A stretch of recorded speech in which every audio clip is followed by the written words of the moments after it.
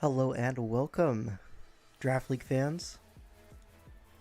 We're doing the scientific method today. Gouging fire, right? Is he broken? We'll just go ahead and plug the stream real quick, then we can get started. So send it there. I'll send it here. Plug chat, yep. We like a plug chat here.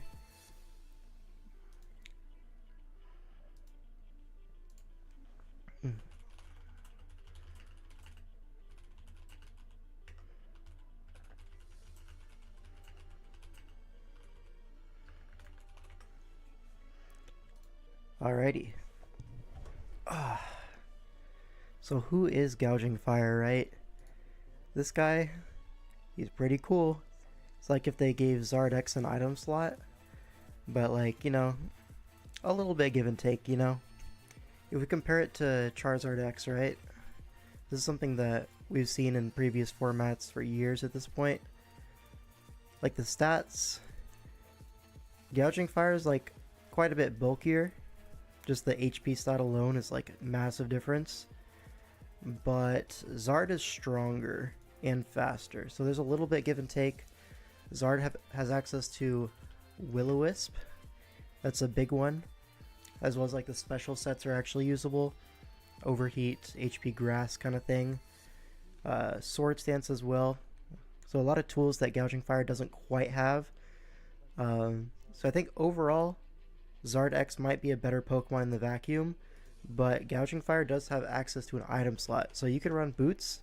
You don't really need removal. That's something that Zard really struggles with. That's why often you'll see Zard X in the lead slot. Now Gouging Fire can do that with something like a Booster Energy attack. It hits very similar numbers to a Tough Claw boosted Charizard X. So there is that going for it, as well as it has access to Heat Crash. Now Heat Crash is a great move on Gouging Fire because it's so naturally heavy. A lot of times you're hitting 120 base power into pretty much the whole opposing team. So this is pretty cool. And yeah, booster attack basically makes it Zard X power. You can run booster speed if you want. If you want like a bulkier set, like you can see even without a nature, I can do this. And it would still boost the speed. Now, you're never going to run this spread exactly, but it is possible to run Speed Booster Gouging Fire if you ever want to. Another thing you could do, resist berries, right? You could do a Shuka Berry. This is pretty useful on this. What else would you really run here?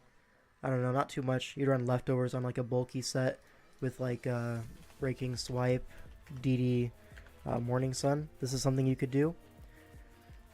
One set that I actually really enjoy is this right here. This exact set with like a very bulky spread. Like let's say something like this. Maybe some speed to hit like a +2 benchmark or something. And then you'd go maybe something like this. These kind of sets are really powerful, right? You set up the sun and all of a sudden, like, you know, water types, you know, supposed to wall your Heat Crash, right? But you just set up in front of them the whole time. So there is that going for it. A lot of diverse sets with Gouging Fire, which is something I really like. Scarf sets we see from time to time, and then banded sets. Yeah, you have those options as well.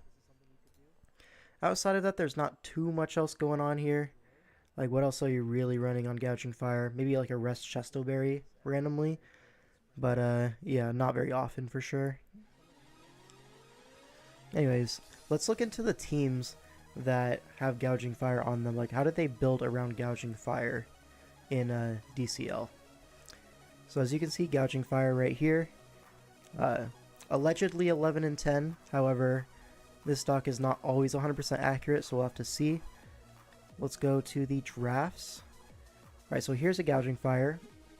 This one went 3 and 3, this draft. So this one is paired with Iron Valiant, Terra Ogerpon, and Lando T. So a lot of like offense here. And then kind of like a few utility mons like Cruel, Bronzong Bellybolt, and then Bombardier. Sadly has not made it to a single game this whole season. Shout out. So there's that. yeah, so this team overall, what do I think about it? It leans probably a little bit too physical for my liking. There's only really Iron Valiant. But Gouging Fire here as like a win con, I don't know if you really need a Gouging Fire on here. Maybe there's better picks for this specific team. I don't know. Hard to say. Let's see. So this team right here.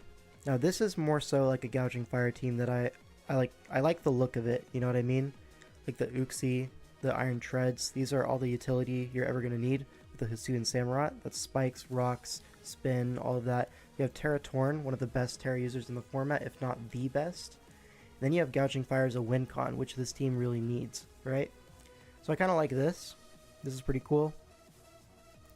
Record is only 3-5. I don't know if that's a pilot issue or not. We'll find out.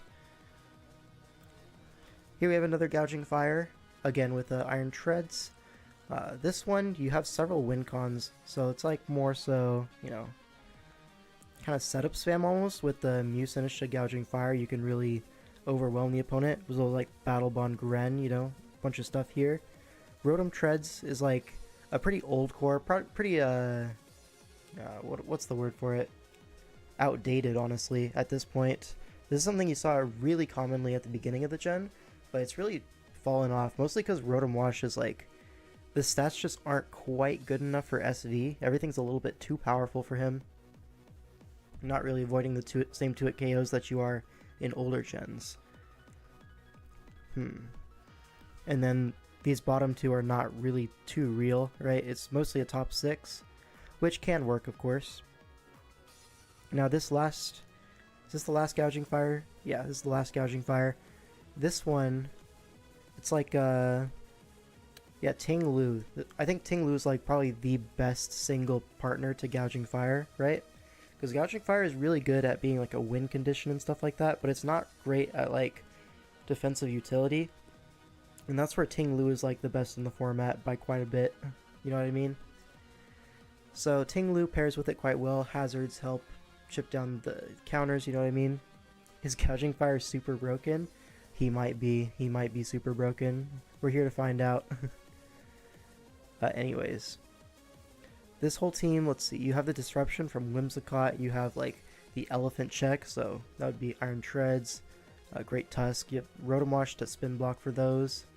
I like Rotom Spook, Rotom Ghost. I like Rotom in conjunction with Ting Lu, right? You have the big hazards, you want the big blocker, you know what I mean? So Rotom or like Goldango, something like that, usually fits on this kind of style. Then you have Iron Boulder, which is a great win condition, you know. And I know JCM Shadow on this team, he was talking a lot about, I think it was him, I think he was talking about how Iron Boulder, if you're able to get it in for the mid game, is actually quite strong. Don't like overly rely on those speed booster SD sets in the late game. So there is that going for it. Palafin as well, a great Pokemon overall. So this team has a lot of heavy hitters, a lot of utility. I like this one a lot. Alright, I think it's time we should just get into the replays. And I have to readjust my thing here.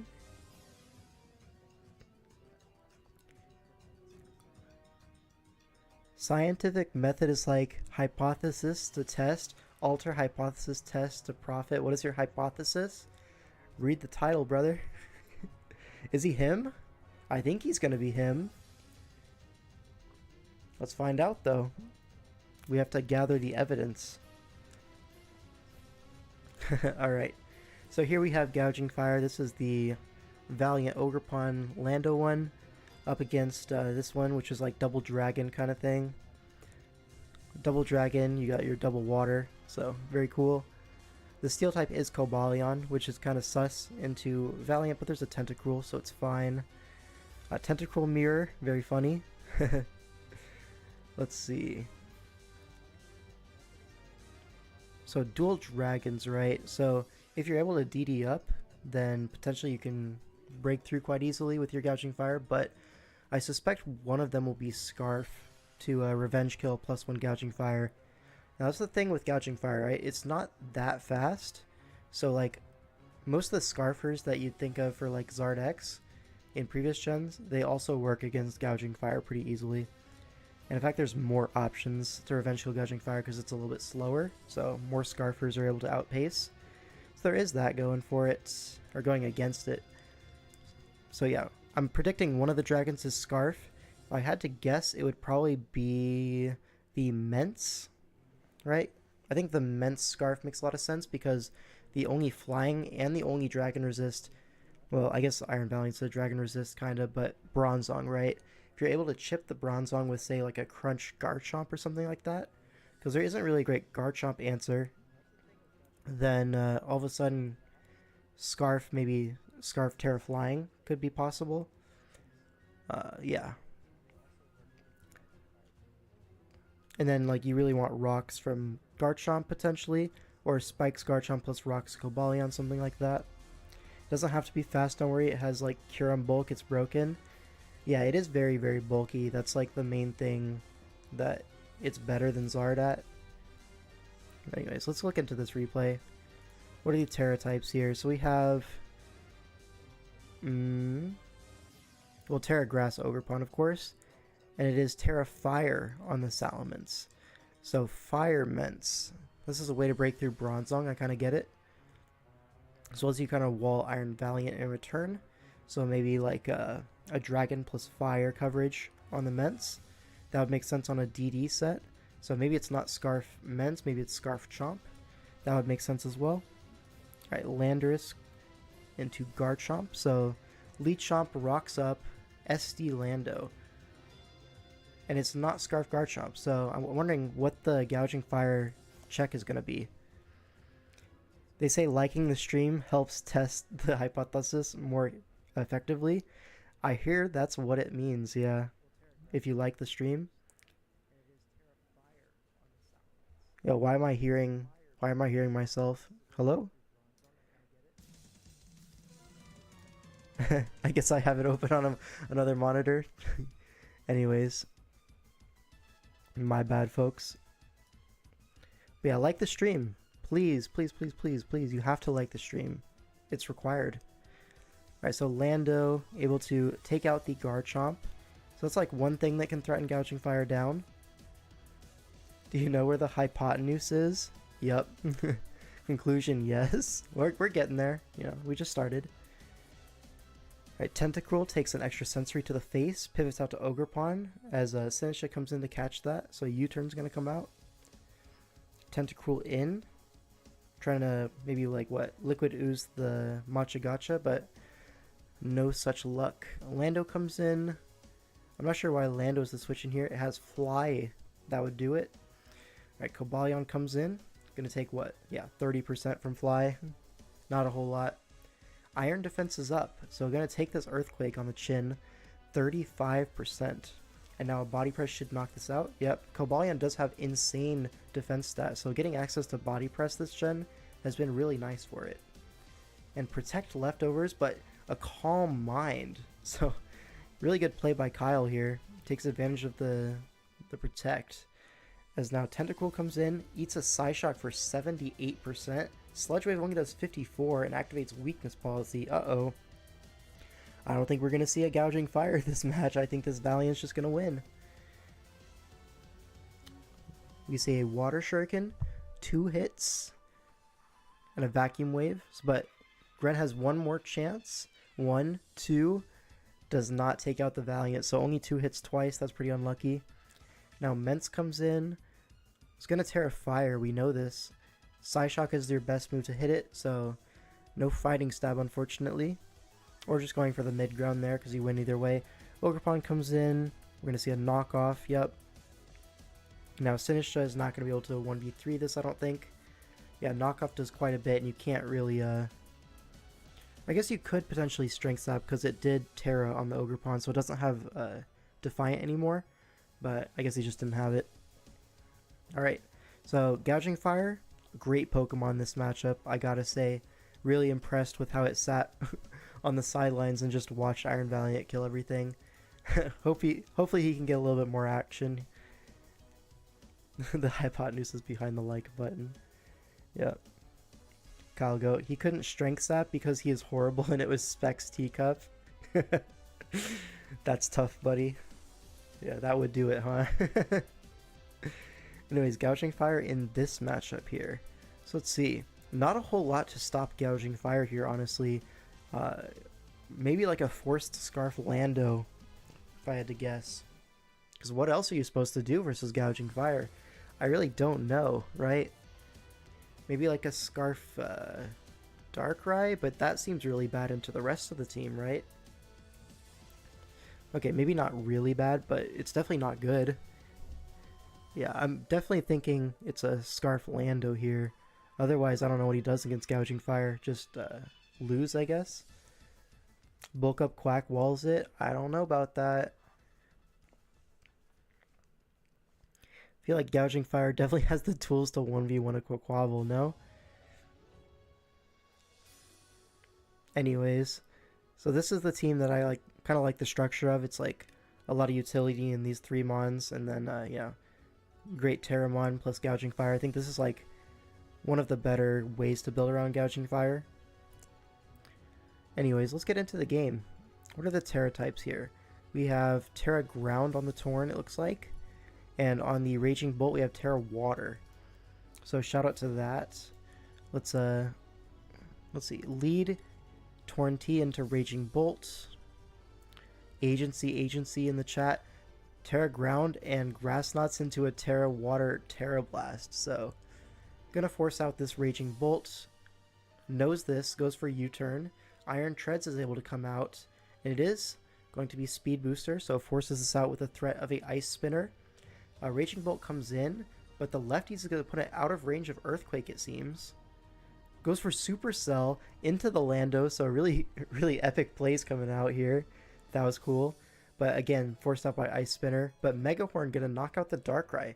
So it's not Scarf Darkrai, it has to be Scarf Lando. I think we've kind of deduced that. Aqua Jet comes out, forcing it out. Rocky Helmet on the Hisuian Samurott doubles into Gouging Fire on the Tinkaton. These guys are making plays, goddamn. Flare Blitzes into the Lando for 84%, so rocks go up. Oh, it's Life Orb, that's why it did so much. If rocks go up, all of a sudden there's no Scarfer. That being said, Gouging has chipped itself with the recoil damage. Darkrai with another good showing, yep. And those rocks do go up. He doesn't even need a DD, it just naturally outspeeds like 3 of these Pokemon, and then Tinkaton is like, it might outspeed Tinkaton still, depends on the investment. Anyways, goes Torn to get some regen back. Tinkaton comes out. On the Balloon, is going to be able to like threaten a Pickpocket here.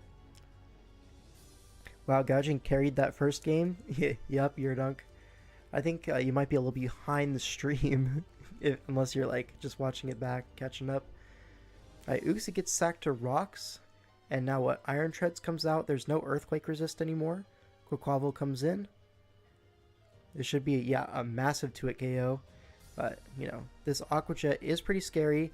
Close combats on the Hisuian Samurott switch-in. But that is going to be a trade. And now, you know, this Treads is looking really good. The Gouging Fire is also looking really good. It's kind of just like, what does he want to win with first? You know what I mean? Like, this is a complete wrap. Farigiraf comes in. Earthquake does 39% as a Trick Room comes out. But I don't think you have quite enough turns to finish this off. I think something's going to live a hit. And it looks like Abomasnow is going to be, yeah, Assault Vest, looks like, for the Raging Bolt, primarily. And I guess the Lando and the Darkrai, you know. Just a decent set into him. But yeah, is able to take those Hyper Voices very easily. And going to finish off the Raging Bolt. Now, to be honest, Gouging Fire won the game immediately as soon as it hit the field. So I really can't complain too hard about that. You know what I'm saying? It just wasn't the path he chose to take for that end game. Giga Drain into Sap Sipper for Farigiraf? Yeah. Maybe he knew something that we didn't know. Clearly he did, because it wasn't Sap Sipper. Anyways, good showing for there. Now we're back with the same team up against this Lucas Numbers. So this guy, he loves his Aloe kind of Aloe teams. Yeah. This one is pretty interesting. There's like some heavy hitters with Sneasler, Raging Bolt, and then some like utility guys. Tinkaton, Crocodile, and then Trap, which can kind of do it all. You know, depends on the matchup. But yeah, we see a Mimikyu here. Very cool. Mimikyu is going to lead off. Mimikwaktua. Wow, what a nickname. Taunts the Terapagos turn 1. Yep, gets rid of the Toxic. Alomola is going to come in on a Wisp, absorbing that, threaten the flip turn to break the Disguise. But a Substitute comes out, which means it's not going to break the Disguise. So this Mimikyu has like 3 lives at the moment. The Sub, the Disguise, and the actual Mimikyu itself. U-turn not going to break the Sub, of course, because it's, 4 times resisted. But I don't think Mimikyu can really get anything done here, because Aloe is just going to flip turn into Sneasler and then U-turn back. So we burn the eject button early, gets an Abomasto turn. So swings the momentum in his favor here. Wow, I hate Blitz for this name. Yeah, it can happen like that. So Blizzard freezes the Tinkaton, stays in to crit the Earth Power. Yep. So that's one way to get through a Tinkaton.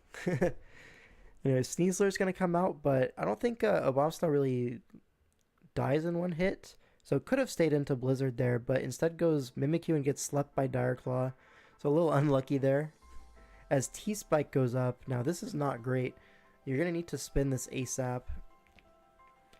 But the Mimikyu does wake up and copycats the Dire Claw. What are we cooking here? What? And we see Treads in on a Dire Claw. Is going to draw the CC. Goes Torn. Okay, I guess. Sure. Blitz loves his Pokemon more. GG. See? He has names for them as proof. Yeah, something like that. Knocks off the AV on Alomola, but it's just going to flip turn. Yeah, just a momentum machine in this game. Sneasler comes in for another Dire Claw. Not really able... Does not Dire Claw for no reason. I don't really understand that one.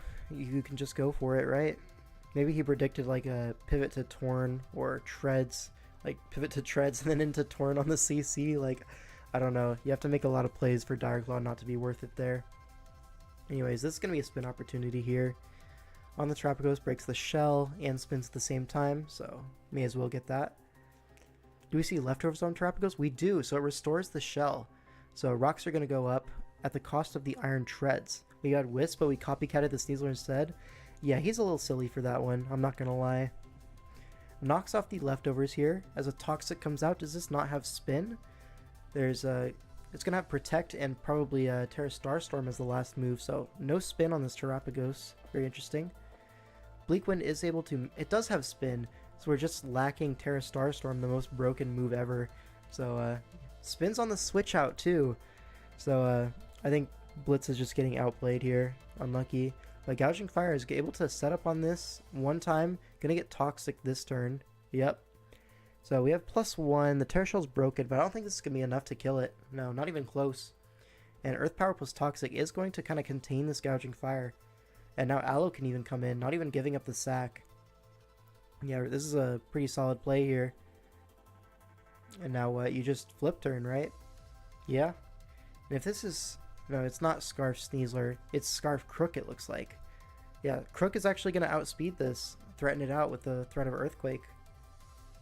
And doubles out, so perhaps a bluff by Lucas. It's not Scarf Crook. Maybe he just wanted to get the Intim and back to Aloe. It's a pretty safe play. That also would explain the switch there. So pretty reasonable. Now Blizzard going to knock out the Terapagos. Very nice. Sneasler is going to come in, and Torn is going to come in. Only does 31%. Threatens a Bleak Wind. Going to probably U-turn here. Chooses not to U-turn. Scouting for like a throat chop kind of thing. But, aren't you faster than Sneasler on Torn? Yeah, it's literally naturally faster, so why are we... Do we not have U-turn? I feel like a U-turn would have been fine there. Anyways, Volt switches on Abomasto. Blizzard's going to do 20 to Alomola, but this is still a free grass move. We see Sneasler. Oh, the Earth Power. That's pretty nice prediction there. But now it stays in, but the snow is gone, so the defense boost is gone. This Owl's going to take an Earth Power, but now what? A Giga Drain going to come out? Sneasler is going to come in on this Giga Drain, so he made a nice Earth Power prediction last time, but ooh, puts it in range of Ice Shard, so never mind, he had it all covered. Raging Bolt comes in. Samurott is going to be the switch into Raging Bolt. Not often you see that. Sucker Punch here on the Thunderclap? No, on the Volt switch. Doesn't really feel the need to go for a Thunderclap here. You're perfectly fine taking the hit. Potentially even letting a spike go up. It's not going to matter too much in this endgame. Close Combat on the Crocodile is going to 2-hit KO this Gouging Fire. This Gouging Tua. Not Scarf Crook, as we revealed earlier with the switches. Torn's going to come in, but you don't want to stay in with your -1. Takes us as an opportunity to Nasty Plot, but here I think you can just, Thunderclap here, yeah. A crit is obviously nice, but it's toxic. It's going to go down pretty soon anyways. But I don't think Abomisto can take this. No, dies to CC. So Gouging Fire takes its first loss, I think, of the review, right? It's one here, it won here, and then it lost. So, uh-oh. How did Gouging Fire do in this game? Like, honestly didn't do too much, right? It did a little bit of chip to the Terapagos, but then after that, just Aloe came in, absorbed all the damage, it got intimidated, and then back to Aloe like nothing happened, you know what I mean? So, yeah, not a whole lot that it accomplished this game. It's a little bit feast or famine in that way, right? So here he's starving. Unfortunate. Now here we have Scribble up against Bacon Eating Assassin. So Bacon is off of a pretty nice DPL run. Scribble is like, you know, he's been really great recently. Gouging was tough versus Aloe Crook. Yeah, not a great matchup overall. But anyways, this is back to the Valiant version of the Gouging Fire. And this is up against Infernal Armory. So we have this Terra Enamorous, Ting Lu Dragonite kind of build with a Healing Wish Jirachi potentially. Yeah. Anyways, what's a good Gouging Fire set here? You really have to worry about the Ting Lu. That's the main thing. So maybe like a Breaking Swipe kind of thing. You're not going to be able to like raw 1v1 it necessarily, but you are able to like slowly chip it down, force Whirlwinds, and then eventually you might break through if you get enough Gouging Fire entries. It's also really nice into the Cinderace here as well as the Jirachi. It kind of like naturally checks those as well as the Serena, so the typing is pretty good in this matchup. Is that DFL MVP Vergi? It might be. It might just be in my chat. So overall, not a bad Gouging Fire matchup, but not a stellar one either, because Ting Lu is a pretty hard stop to it. Let's look into the game. What are the Terra types? Looks like the Enamorous is Poison type, and the other ones don't matter, because it's just going to be Grass Ogerpon, of course. So Zong leads off into Jirachi. The Steel Psychics are squaring off. A Shadow Ball is going to get the drop as rocks go up. I assume a rocks trade is going to happen, or the rocks around Ting Lu. No, it's just going to be a Shadow Ball again with Jirachi. Takes the knockoff for a Weakness Policy activation on a crit, and is going to trade for the Ogerpon. So not a bad trade for Jirachi lead. Close Combat is going to finish this off. Feel like every Gouging goes Breaking Swipe versus Lu. Yeah, I think that's the most likely set. You could also potentially justify Choice Band in this kind of matchup. Just never even bother setting up. Just try to chip at the Ting Lu over time. That's definitely possible. Anyways, Valiant picks one up as Cinderace comes in. Do we see a Court Change? We do not. We see a Powerball into Gouging Fire. But here a Taunt is going to prevent a DD, but Breaking Swipe is just the initial click. So it kind of covers the taunt there. Ting Lu is going to come in on the Breaking Swipe. So -1 attack and no leftovers. Gets -2 because of the Intimidate, but Ruination is clicked. That's good chip. U-turn for a little bit of chip as Valiant comes in. Rock's turn. Yeah, it makes sense. Dragonite comes in on the Iron Valiant. This is a strange switch, but you don't really have a great switch in, right? Serena comes in. I think it maybe predicted like a close combat there, and then E-Speed would be pretty nice at -1. But a Moonblast is going to come out. Sacks the Lando T to the Power Whip, but now Gouging Fire is in. Ting Lu's a little bit chipped. We see a Dragon Dance. So Breaking Swipe is going to come out here. Do we see a Whirlwind? We see a Rest. So Rest, Ruination, probably the last is going to be Earthquake. I don't think this is going to beat the Gouging Fire, is it? So DD on Ruination. Ruinates again, but this is Morning Sun, right? Yeah, and I think this is going to 1v1 the Ting Lu because it doesn't have Whirlwind. It has Rest instead. Morning Sun's up, but as another Ruination comes out. Yeah, maybe you're trying to PP stall the Morning Suns with Ruination. Switches out to reset the attack, but at this point, this Gouging Fire is already +3.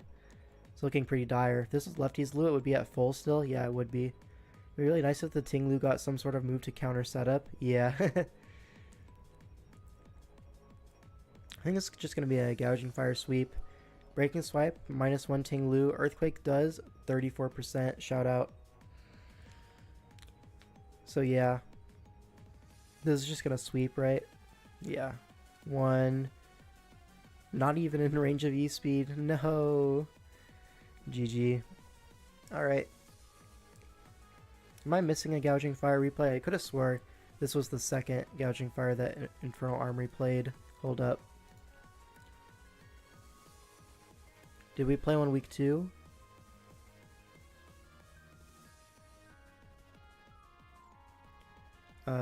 No. Week 1 maybe? Yeah, we were missing this one. We can go over this replay real quick. This is a Glastrier matchup.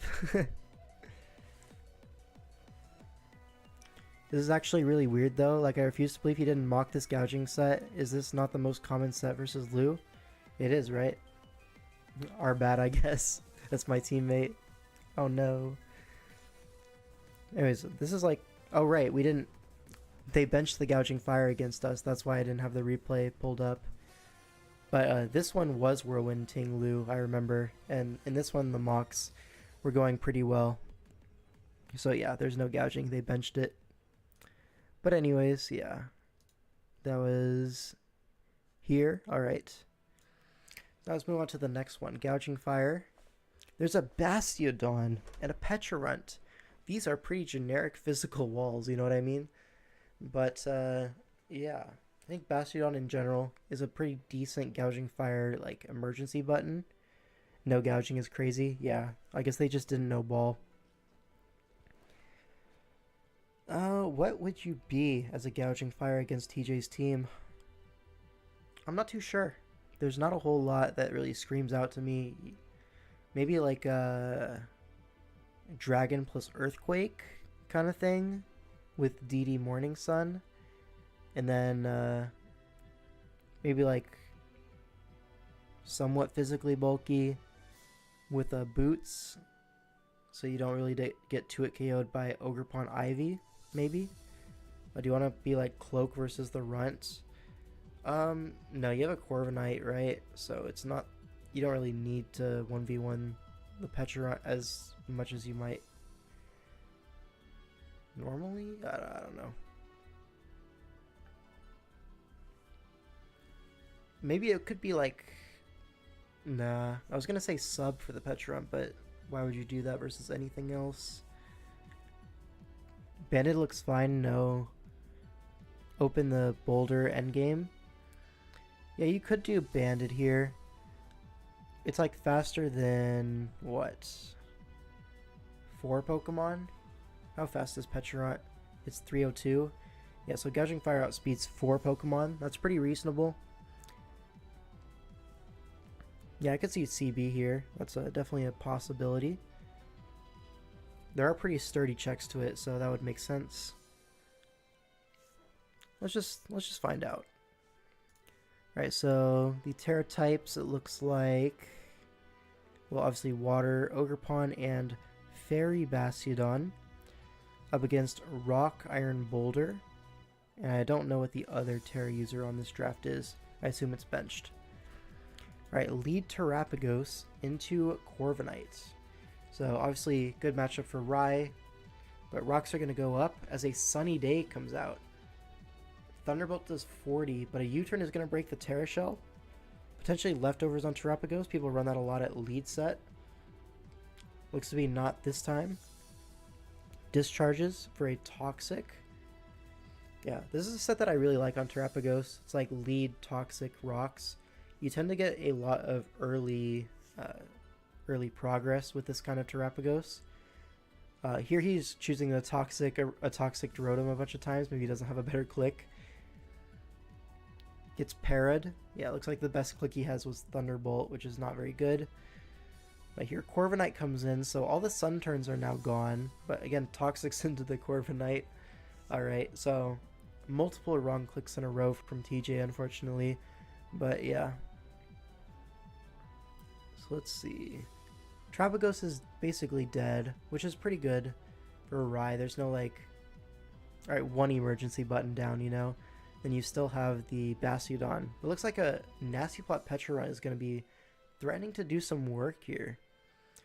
Sacks the Terrapagos off to Spike to, you know, I don't know, get out of there. But yeah, Whirlwind comes out, so you were getting out of there anyways. Tinglu is now Toxic, is going to take some chip every turn. Hariyama knocks off the Rotom switch in. It is Colbert, but it's at 15%, going to die.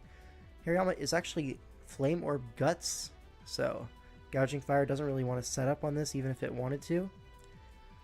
Or even if it, you know what I mean. Raging Fire is going to 2-hit KO the Petra, so it looks like this might just be choice banded, as you were saying in the chat.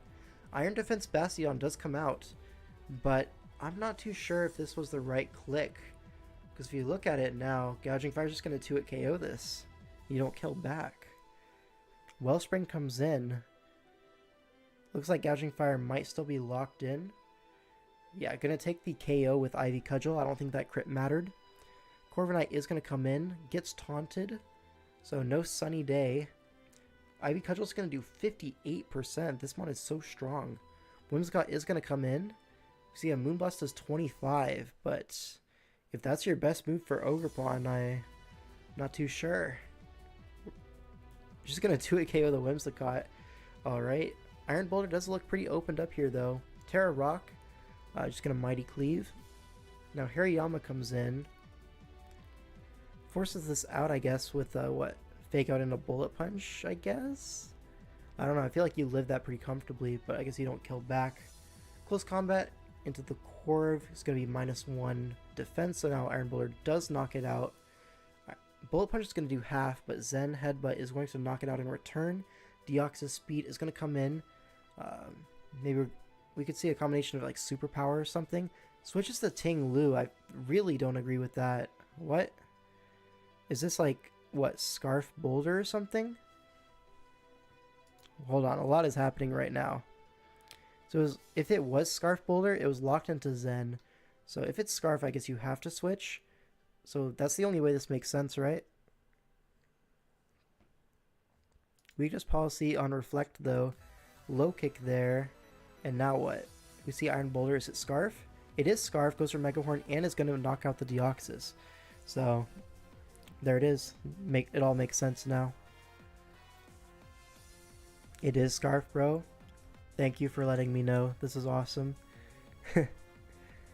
Alright, so what did Gouging Fire do here? It was a choice band set. It broke through like both of the physical walls. It did its job, you know. About as much as you can ask for from a choice banded breaker. Alright, so another Gouging Fire. This one's into Sun. So honestly, I would expect a masterclass, right? This is DCL. Players surely know what they're doing. Yup. Or we're gonna smile and nod. Smile and nod. Anyways. Alrighty. Now we have Kaif up against Fart Balls VGC. This is a heavyweight matchup for sure. But yeah, you would expect Gouging Fire to have like a really strong showing up against Sun, because you know it benefits from Sun so much. The photosynthesis, and you boost your fire moves. Like, come on. What more could you ever want in life?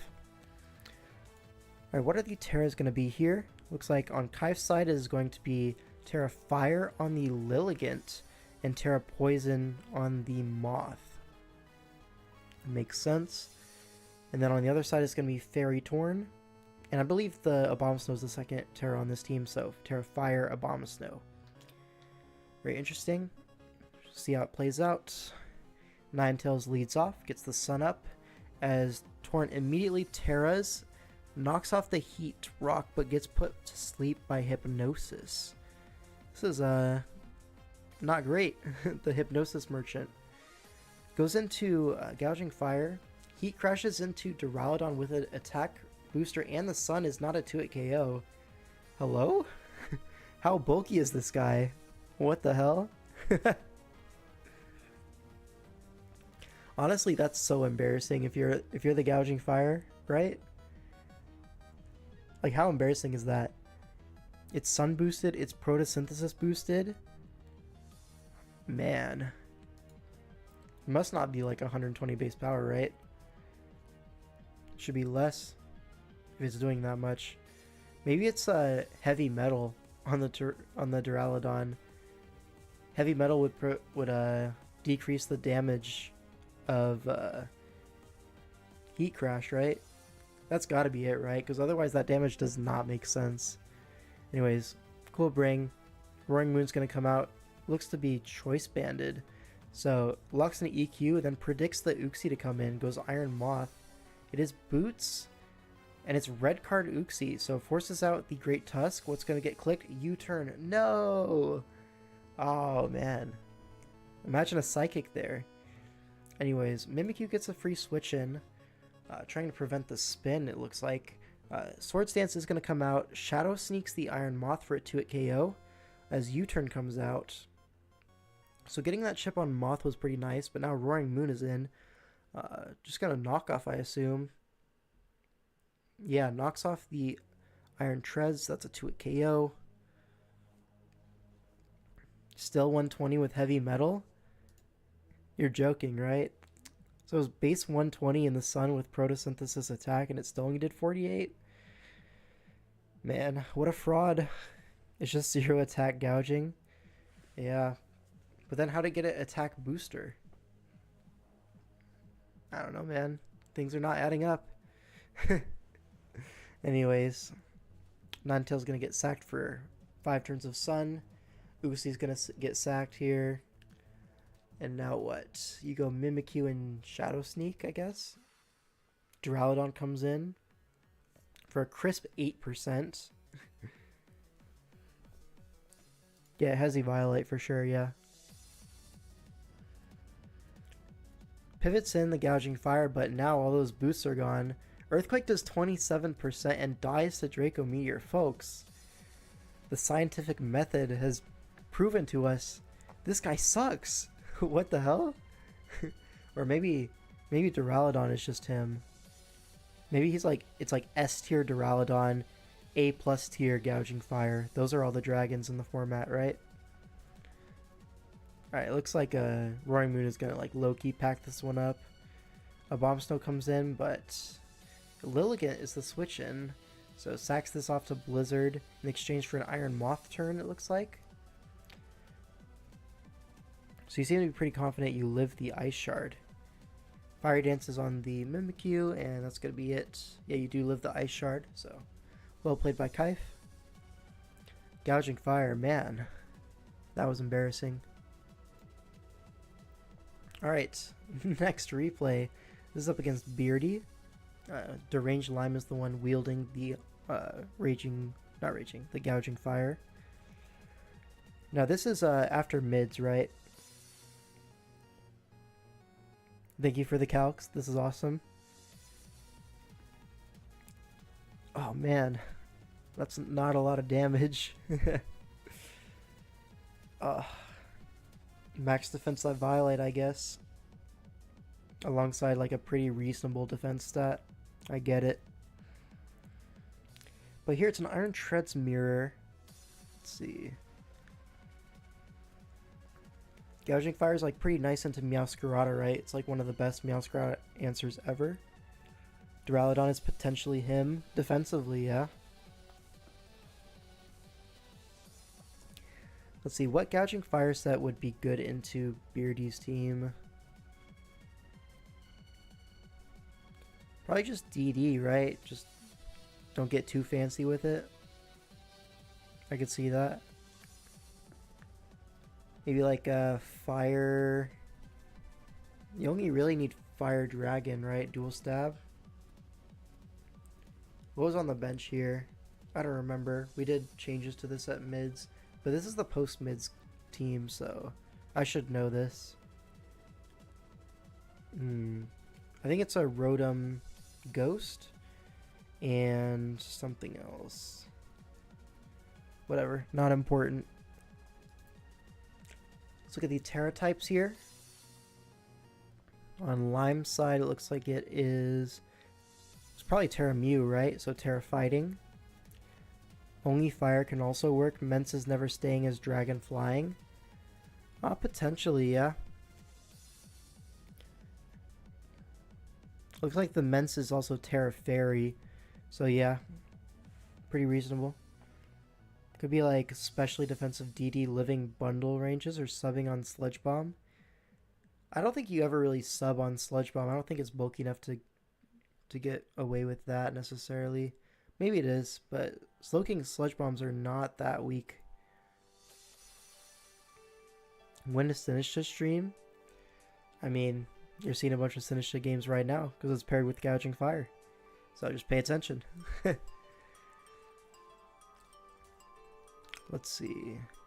Yeah, so Fighting Mew, Fairy Mence, Fairy to Dunsparce. Rotom leads off into Slowking as a light screen comes off into the Chilly Reception. Now Dunsparce comes in. We're going to see rocks go up here. Volt Switch for 18% into Gouging Fire.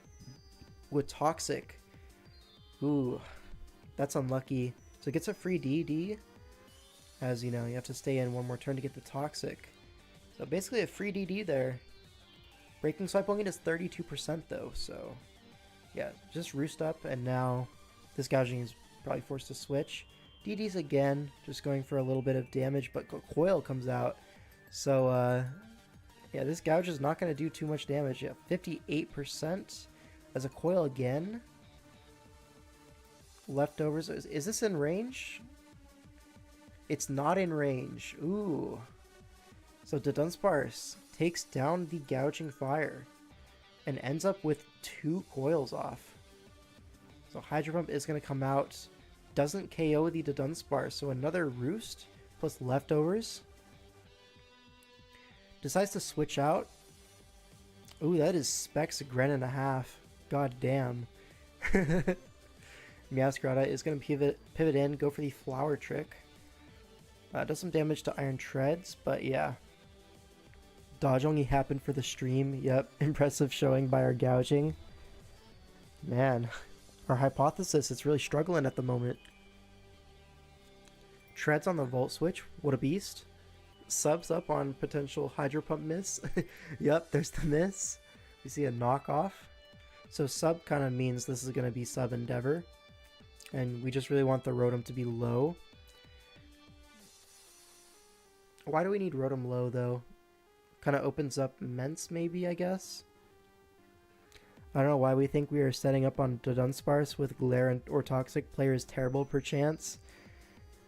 Yeah, this one definitely felt like you could have definitely played the Gouging Fire a little bit better here. And by a little bit better, I mean just better. There ain't no little about it. Dunsparce is going to come in here.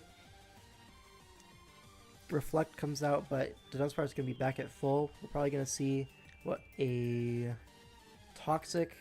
Sure. I have to imagine a Coil comes out here, no? Yeah, a Coil comes out as Mew comes in. This looked like a god matchup for it as well. Yeah. It was sub on Toxic. This is tough. Could have gone Treads on Dun. Well, Treads is going to get just coiled on, right? So there's not a whole lot you can do with Treads against it. Was there a better option? Because Sinistcha can't really 1v1 it necessarily either if it's Toxic. Everybody you didn't know was Coil at the time? Yeah. Go Grin on the Roost probably? Yeah, maybe.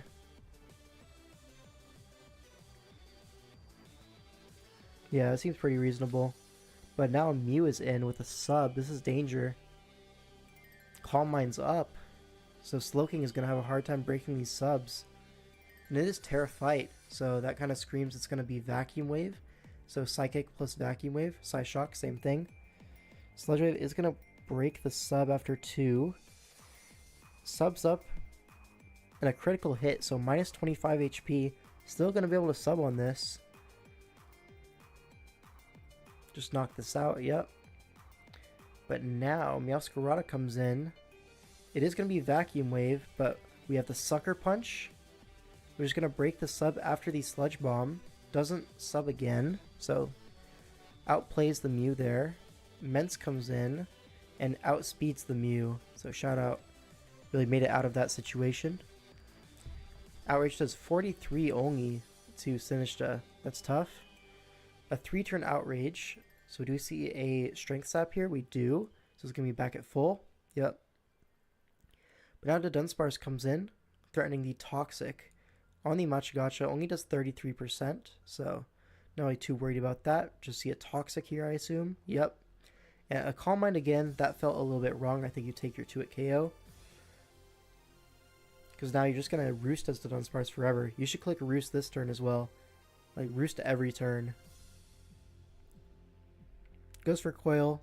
I think this was a wrong play. You just keep roosting, rack up that poison damage. So yeah, giving up the 2-hit KO onto Dunsparce, this is not great. But Mence now is able to do enough damage with Toxic that, but it's actually Roost Mence. So interesting. Takes the Strength Slap, but Toxic is racking up. Dragon Knits is up on Shadow Ball. Does not kill, only does 92%. And now Outrage looks like it's going to sweep the end game. Yeah, Rotom's at 6%. I don't think it's going to live this one, you know what I mean?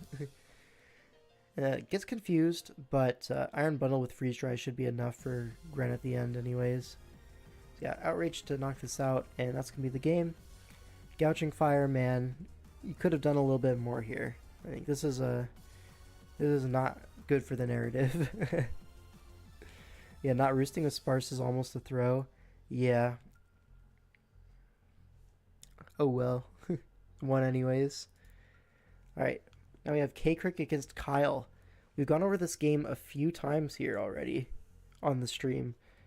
So we're going to kind of breeze through this one real quick. Were we out of roost? No, we had like 3 more, I think, which is all you really need. Anyways, the Terra types here, Grass on the Ogerpon, and then on the Belly Bolt it looks like Fairy.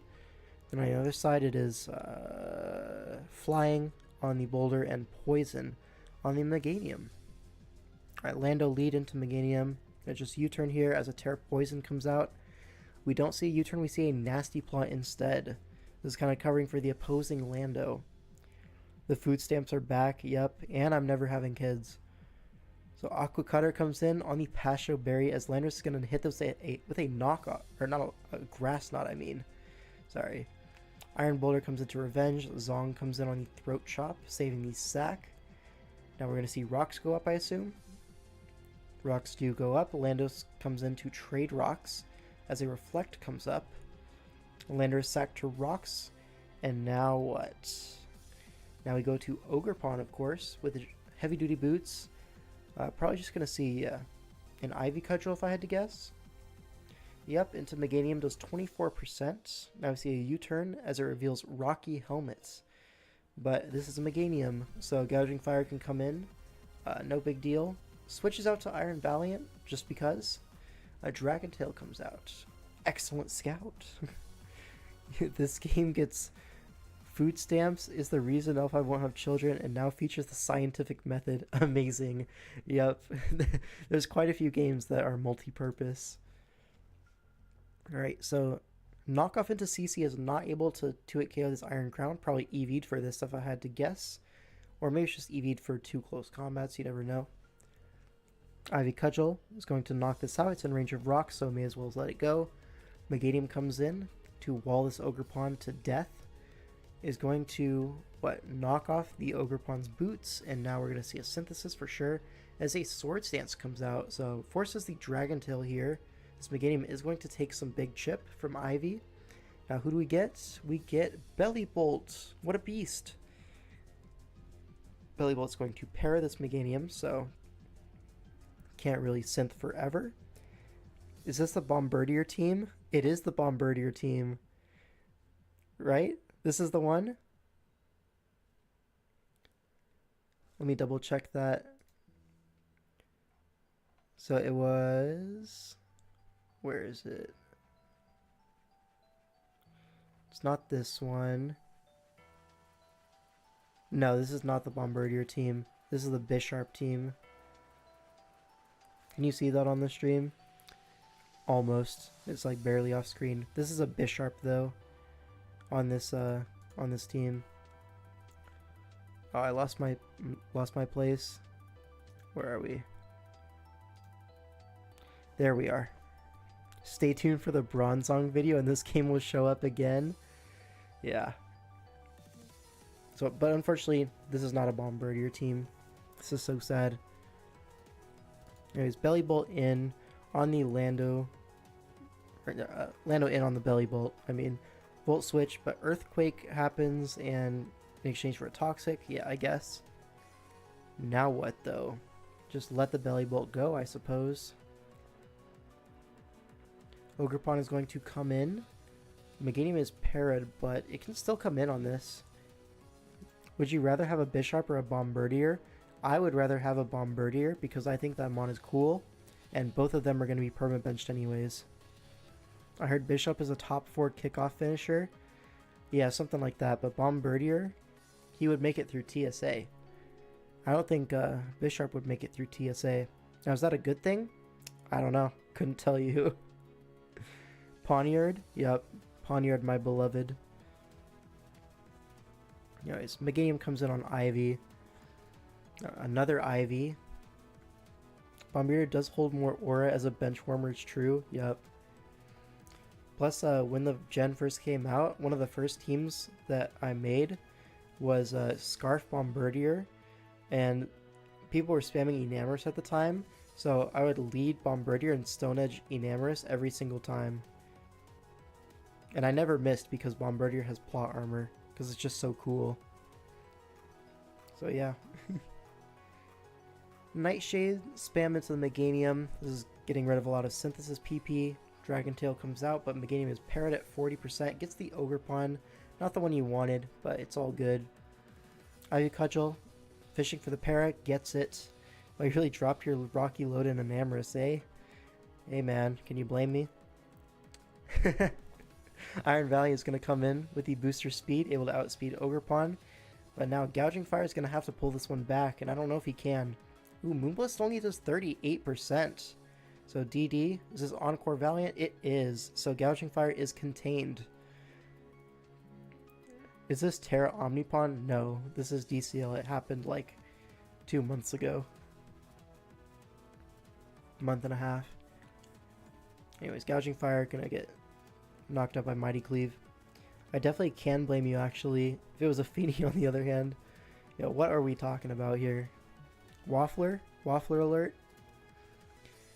Anyways, we're back with a JCM Shadow. This is up against Beardy. So we went over this game on the Zarude review already, so shout out to that. But that was a while back. We can go over it again. What Gouging Fire would you be here? Dual Stab looks pretty reasonable. Yeah, I don't know what else you would be besides just Dual Stab DD Morning Sun. It just covers a lot. Maybe with a Lumberry, that would be pretty cool. Palafin as well, yeah. So we've seen it with Palafin, we've seen it with Zarude, and now we're going to see it with Gouging Fire. This is so epic. But yeah, I think Lumberry, DD, Morning Sun 2 attacks is what I would be here. That makes a lot of sense. You could alternatively be Booster Attack. Helps you more easily 1v1 a Bulk Up Zarude. That attack boost is also going to be pretty impactful versus Enamorous, I feel. Loki, the real GOAT here was the Whimsicott. You spittin' for real. Anyways, let's go into it. This is Terra Fairy on the Zarude. And on the other side, the boulder is Terra Dark. Yep. So flip turn into the Keyberry as Mystical Fire comes out, but it is Mirror Armor on the Corviknight. So -1 on Enamorous. This thing is going to be walled. Roost up on Calm Mind. We're just trying to see if this is Iron Head or not. It is Iron Head, so it's going to be able to 1v1 Enamorous, especially with Draining Kiss, you know, hitting the Rocky Helmet.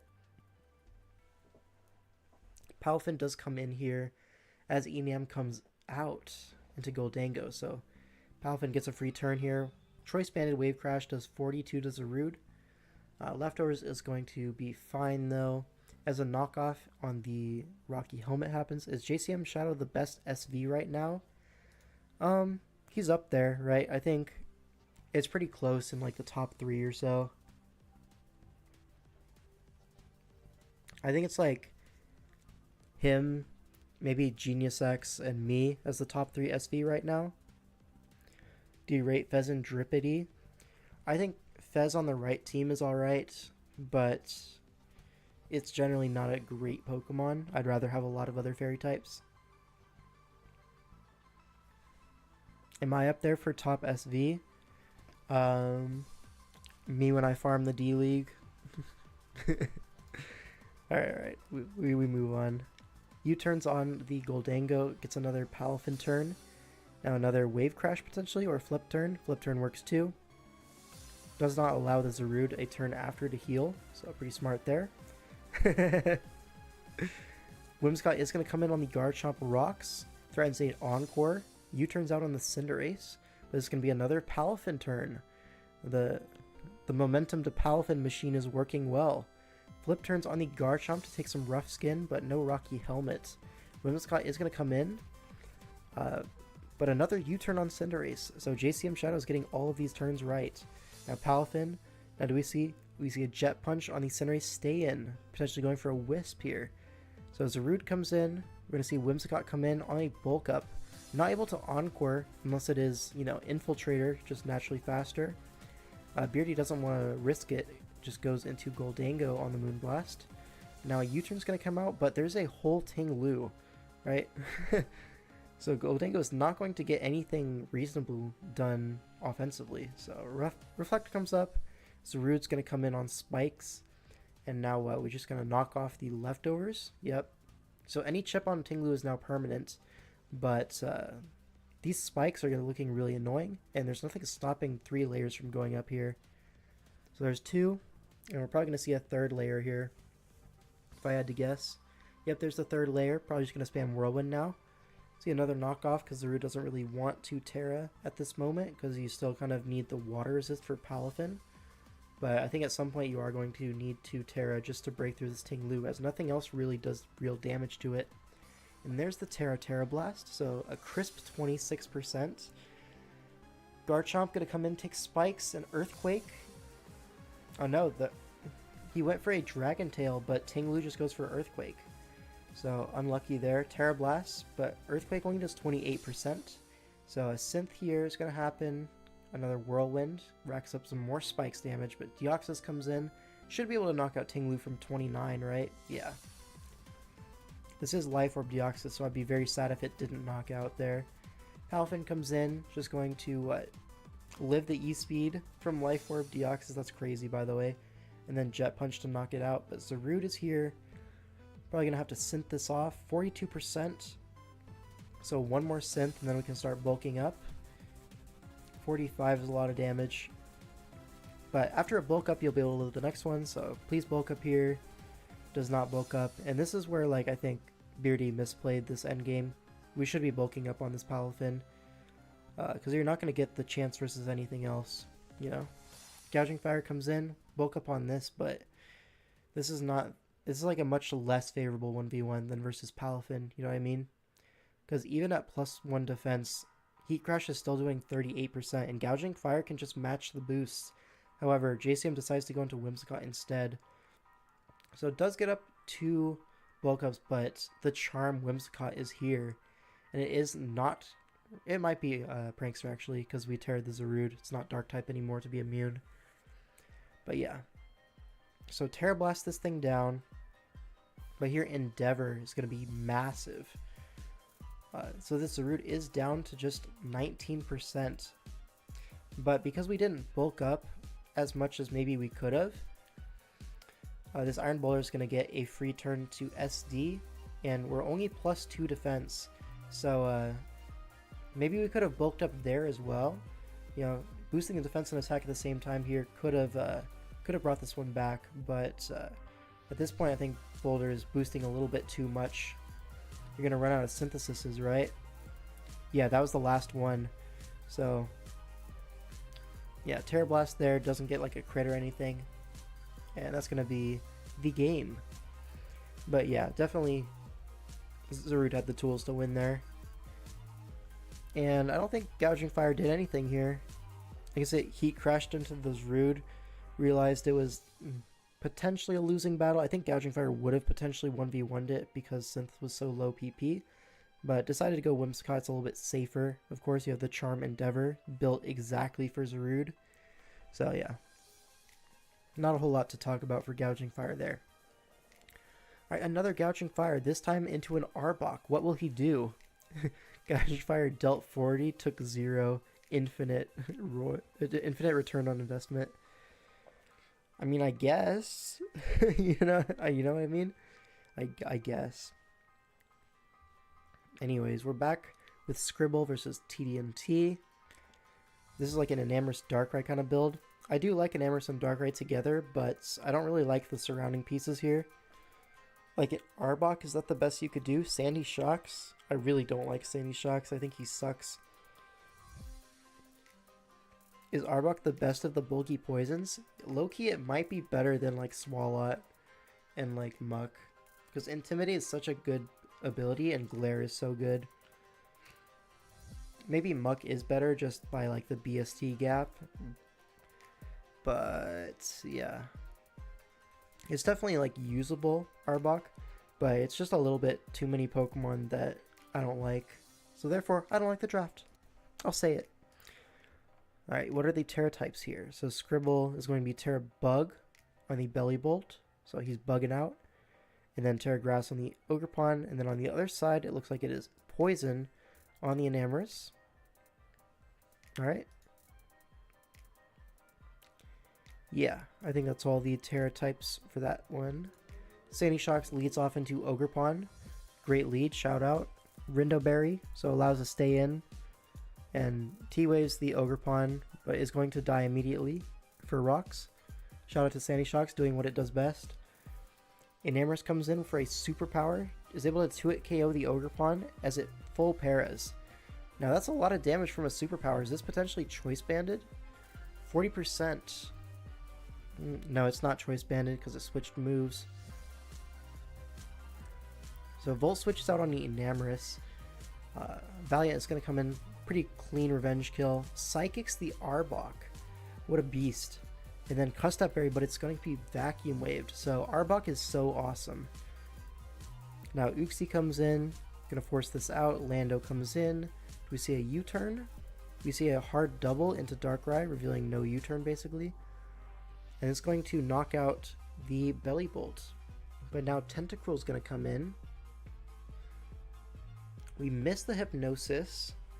So unlucky, but a Mirror Herb on the spin and another Hypnosis. This one lands. So this Mirror Herb is mostly aimed at actually Ogerpon's speed boost. So you can't really get revenged by a Terra Ogerpon here. But it managed to proc versus the Rapid Spin, which is the same thing, you know, +1 speed. But now Darkrai is looking pretty dangerous. Gouging Fire comes in at its booster speed. Takes 86, lives with a Dragon Dance. And it's going to force out this Darkrai. As Heat Crush takes Helmet from Quaquaval and freaking dies, man.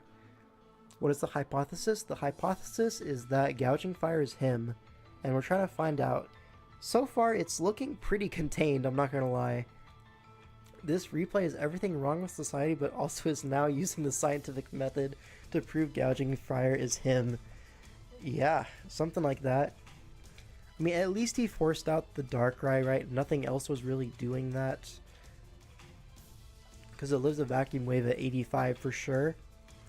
Maybe you could have woken up with Tentacruel or something, but yeah. Doesn't the hypothesis have to start with if and include a then statement? Look, I'm already pushing the title character limit with this title, so yeah, we go massive clickbait here. It's all good. Yeah, I don't know if you're aware, but I don't actually have like a lab coat on. I'm not a real scientist. Don't tell anyone though. Don't tell. My favorite clickbaiter, you already know. But anyways, so Gouging Fire dies to the Rocky Helmet Quaquavel. This is so sad. I bet you're wearing goggles right now. Of course, bro. We never do science without our eye protection. Uxie comes in, forces out the Iron Valiant. Psychics into Tentacruel for a crisp 38%. Don't need a lab coat to wear goggles. Yep. How was I supposed to know I can't see you? That's on you, man. That's not on me. Emergency shower on deck. Yeah, it's like 2 rooms away. So we see a Reflect come out. Encores the Lando into rocks. Sure.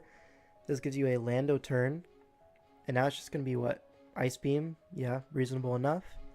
Iron Valiant comes in. We are not in vacuum range still. So an Ice Beam is going to finish off this game. So shout out to Gouging Fire for being very mid this game. That was awesome. Alright, now we have Brian versus Stacy's grandma. Is this Yurdunk? Chat, is this Yurdunk? I feel like this is a Yurdunk name. Yes. Oh, Hedja. I don't really know that guy, so maybe that tracks. Wait. Alright, I'm waiting. I'm waiting.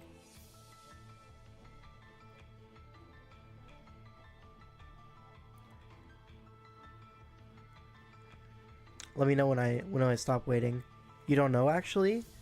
You seem so sure like 35 seconds ago. He's my teammate on the budget DFL tour. Alright, so this is Hedja.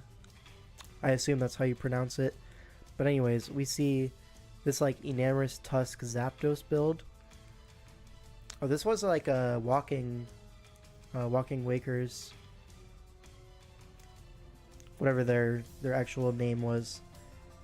Their team, right? They picked up this Enamorous at mids because it got dropped. I remember. Anyways, Gouging Fire here. What set would you be? I feel like there's a pretty common theme here where just DD dual stab is always like broken on paper in the matchup, right? Like, doesn't it look unstoppable? I don't know. There is the Great Tusk, so maybe you could try to slot like a Burning Bulwark, trying to catch like a Headlong Rush, which would then burn the Great Tusk. Gouging Fire gets Wisp and Radical Red is broken. Yeah, like, you really miss Wisp, right? That's something that Zardex has, and like, you really miss it. Like, you never know what you have till it's gone, I guess. Anyways, so what's the game plan here? Maybe Tusk you could wear down with like Rocky helmets somewhere else. I don't know, like an Uxie Rocky helmet or Mimikyu kind of thing. I don't know, like maybe like a helmet Wisp Mimikyu could be pretty cool here. I see the vision. It's my own vision, but I see it. You know what I mean? So yeah, step 1, weaken Tusk. Step 2, win with Gouging Fire. Alright. Where the Terra types, looks like this is Terra Ground on Enamorous. Alright, so boosted Earth Power potentially. And on the other side we have Terra Electric on the Torn. Alright.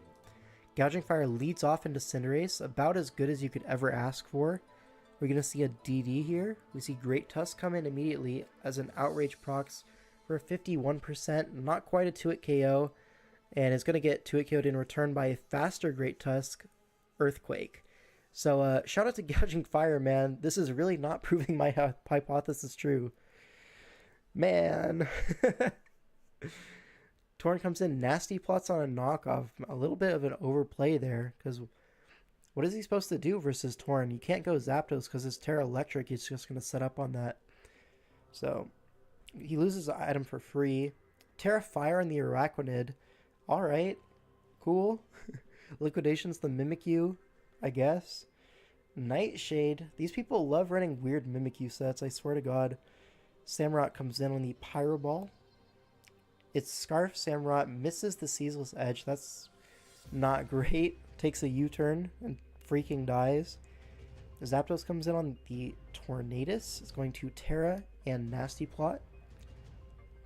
Heat Wave is clicked as a nice, reasonable 35. Volt switches out. And now Arachnid comes in, and Arachnid's like pretty nice here, honestly, right? Yeah, Liquidation does 78% as you switch out. Whoa. Why did the Arachnid switch? Predicted a Destiny Bond, perhaps? But you just said you see the vision for Wisp Helmet Mimikyu. But it's not Helmet. It's not. Anyways. Torian on Zapdos, this is nice. You get a free plot, but Volt into what? Cinderace? Arachnid? Yeah, this is not a winning sequence. You have to attack the Arachnid eventually, and your Torn just freaking dies, and now you have lost to the Zapdos immediately. Arachnid is going to die to Earthquake, but you're cooked now. Cinderace as well also wins. Yeah, everything wins now. This is so sad. Uxie comes in, going to take a U-turn. Weakness Policy. Oh, are we back? Psychic noises the Enamorous for 62%. Where's he? A Moonblast here? Does 35. So this Uxie is not going to win, but at least it took one with it. Cyclozar comes in. U-turns out into what I assume Cinderace for a Pyro Ball. Makes sense. Misses Pyro Ball. Chance Ball. Hello? See Zapdos come in. It's faster than Iron Treads. Shout out. And Knockoff does a crisp 24, gets static. Yeah, this is over. Yeah. Alright. So Gouging Fire with a devastatingly bad early game performance here. But honestly, was that the best use of Gouging Fire you could come up with? Like, come on.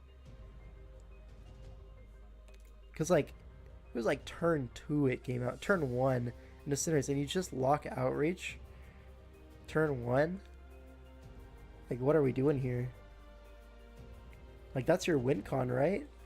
I guess here the Nasty Plot Torn is the win con, but yeah, Arachnid kind of foiled that plan, didn't it? Yeah. Not a great showing from Gouging Fire, but I think maybe you could blame that one on the driver there. At least in part, right?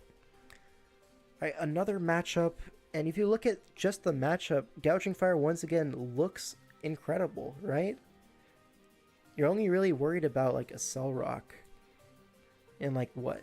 Booster Speed or Scarf on the treads? Like outside of that, it looks like you just DD and kill everything, no? Like Dragonite with Multiscale, I guess, but if you're breaking Swipe, you kind of like eat anything in return. Yeah, I can see like breaking Swipe, Fire Move, DD Morning Sun. Like, what more do you ever need in a Gouging Fire? Maybe this could be a Burning Bulwark angle, just for the Cell Rock burn, the E-Speed burn. That'd be pretty cool, actually. A lot of Pokemon want to make contact here, so drawing those out could be pretty cool. Alright, let's look at the actual game. Rotom Wash, and what are the Terras here? So we have Terra Fairy on the Mew, and on the Sinistcha it's going to be Terra Poison. And then on the other side, is this Terra Gren? It looks like it's Terra Gren with Terra Water. And then, is the Abomasnow the other Terra? It's Terra Grass. There's a lot of stab Terras here. Anyways, Rotom Wash leads off into Abomasnow. Obviously a good match for Abomasnow, as we see a Trick Specs for Scarf. Sure, as a Blizzard comes out, predicting the Rotom to switch out. Honestly, I'm on Abomasnow's side there. Why did Rotom stay in? That was so silly. Anyways, Volt switches now into Gouging Fire. We keep going into our win con early. Like, do you expect to just sweep through 6 mons at 100%? We sub up for a scale shot, but this is Proto. It's not loaded dice. Gets 5 hits anyways. Okay. As Meteor Beam comes out to break the sub. Alright. Sure. I mean, very lucky to hit 5. Lycanroc comes in, forces us out. How am I getting hate watched by the MCHS robotics team? What in the world? Now, for folks not in the know, this is literally Hockey Skater 8. He's my biggest fan. But he'll never admit it. Alright, anyways, Treads comes in. I can hear you from the next room. Yep. God, I hate King of 5. No. You're not allowed to hate me. This is so sad. So reveals Life Orb on the Lycanroc as rocks go up. We see a Scarfa Abomasnow turn. This is going to 2-hit KO the Rotom. Freezes, doesn't matter. This is a sack anyways. So Abomasnow's him. How about that? Mew comes in. Blizzard does a crisp 46%. Calm Mind, but... Oh, you don't Blizzard again? I would have Blizzarded again. Why were we not Blizzarding? Yapping FR. That's short for France, by the way. We get a God I Hate King 05 in chat. We already got one. Okay, don't be greedy. God damn. Heavy Slam gonna knock this out. Great showing by Mew. Gouging Fire comes in and freaking dies. Like, what is this? What are we doing? No, that's the topic of the video. You can't just sack it for free. Man, why do we do that? This is really not going towards my hypothesis. King 05, do you still listen in on and giggle to Hockey's Tour at night? What do you mean, do I still do it? What do you mean? Life Orb Lycanroc is new. I've never seen that one before. That's Cap. That's like the most common item on it. Dark Pulse here gets the Battle Bond. Yeah. Amy's just cooked here. What do you mean, yes? There's no way you actually caught me. Anyways, Trick Room is gonna be like, wow, this is awesome. But now what? Dragonite comes in, you just use your multi-scale here. It's pretty free. Outrage, this is gonna kill the Gren. For sure. And Gouging Fire once again let down by its user here. Now to keep it a buck, this mon was never winning this endgame. So yeah. Could have gotten another kill though. Like, come on. Right, next replay, we have another Gouging Fire. There's a Volbeat on the other side. Natural prey to Gouging Fire. Alright. How does every matchup look so good for Gouging Fire and then it never does anything in the actual game? What the hell? It looks like it walls like every Pokemon and kills every Pokemon. So, how does it not just win here? Guys, it should just win. There should be nothing FC could do about it, but I'm sure the Gouging Fire is not going to win. But we'll see. We'll see. Alright, Terra typings here. Alright. Okie Dokie is Ghost, and Raging Bolt is Grass. And then on the other side we have Terra Grass on the Ogerpon, of course. Zong leads off into Raging Bolt. Booster special attack. This is going to be a pretty strong move. Goes for Taunt. So now what are we going to see? U-turns predicting the Terra Grass here, but FC is not going to pull the trigger there. Instead, Draco Meters into the Valiant, and it's going to get Encored. So Bliss really made it out of this one alive here. All Pokemon at 100%, and the booster is gone. The Raging Bolt took a little bit of chip. Now the Volbeat is potentially 2-hit KO'd. Threatens a T-Wave, gets the Roost off, forcing out the Valiant, and now Tentacruel is terrible. What the hell? 20%? But Rocky Helmet. Toxic's the Raging Bolt. Pretty reasonable. But now takes chip. Landers comes in, predicting the electric move because the Dragon Pulse would not KO Tentacruel there. Correctly gets that. Oh my god! Tentacruel is so good. You mean that? Say on God. Alright, Lando comes in, once again pivoting on the Raging Bolt. taunt, and that's going to go down. Deoxys speed comes in. He says, hello, I have Ice Beam. Blitz says, hello, I have Yachi Berry. Goes for U-turn. Gets a crisp 73 off. Hope you have a great night, King05. I enjoy learning from you. Thank you, Gabriel. Alright, Ogerpon's going to come in. Knocks off the Okie Dokie. Citrus Berry. Tentacle comes in for a little bit more helmet chip, but Tinkaton comes in. Knocks off the helmet, but this is going to be some chip on Tinkaton, which honestly you take, honestly, right? You have Iron Valiant, you have Ogerpon, you want this thing chipped as much as possible. So a Surf comes out. Tinkaton is going to be able to establish these rocks and keep them up, but at the cost of its whole HP. What does he teach you? How to yap? Yo, that's mean. Don't be mean. Aqua Jet is going to be able to deny the spin here. Ogerpon is going to come out though. Those are a Stomping Tantrum and Over Prediction by Fiendish Bliss. So a Spike goes up, matches the Spike as the Samurott switches out. So Volbeat once again threatening a T-Wave and Encore. Bronzong is going to come in on the U-turn now. Samurott's going to come in. And full para. Oh no. We should bully King05 IRL. He might like it though. No. Don't do it. I'll be sad. Bronzong Masterclass. It has clicked no moves. Gouging Fire comes in, is Boots, of course. Gets knocked off, so it is not Boots anymore. We're not DDing on this because we don't want to get Encored by Volbeat, I guess. Just takes your KO with Dragon Claw, and then we switch out. Why do we switch out? We're gonna come in at 0% anyways. I guess it's Meteor Beam, but you didn't know that, right? Ivy Cudgel crits the Volbeat for fun. Awesome. Okie Dokie comes in as another spike goes down, so that KOs the Deoxys. It's just the Okie Dokie now. Iron Valiant comes in. This should be enough, right? Terra's Ghost, but it gets encored into Drain Punch, so yeah, that's gonna be a wrap. Sacks that. Moonblast again. Wait, does Okie Dokie finish this off? Gouging Fire comes in at legit 0%. It's able to outspeed. Gouging Fire saves the day. This is great for the narrative. Let's freaking go.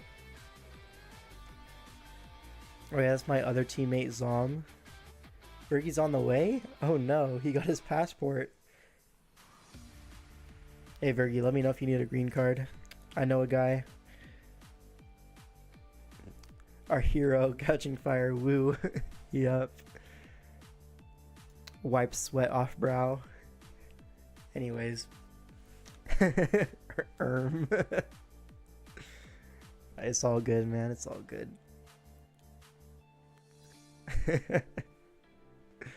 Anyways, we're back on the JCM Shadow POV. So let's look at Gouging Fire here, right? Bronzong Drafters be like, I like my mons completely useless. That's facts, though. That's facts. Gouging Fire here, though, honestly looks pretty mid. I'm not even gonna lie. It looks very mid.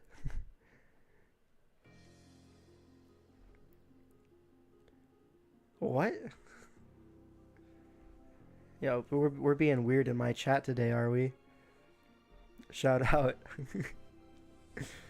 Yeah, I don't know what Gouging Fire really wants to do here. Maybe just like attack booster. Just like hit things reasonably hard. You're kind of tough to take down. Yeah, maybe just try to 1v1 something. Get like a 1.5 for 1 kind of trade. What are the other stuff? I don't know. He's talking. I'm not talking.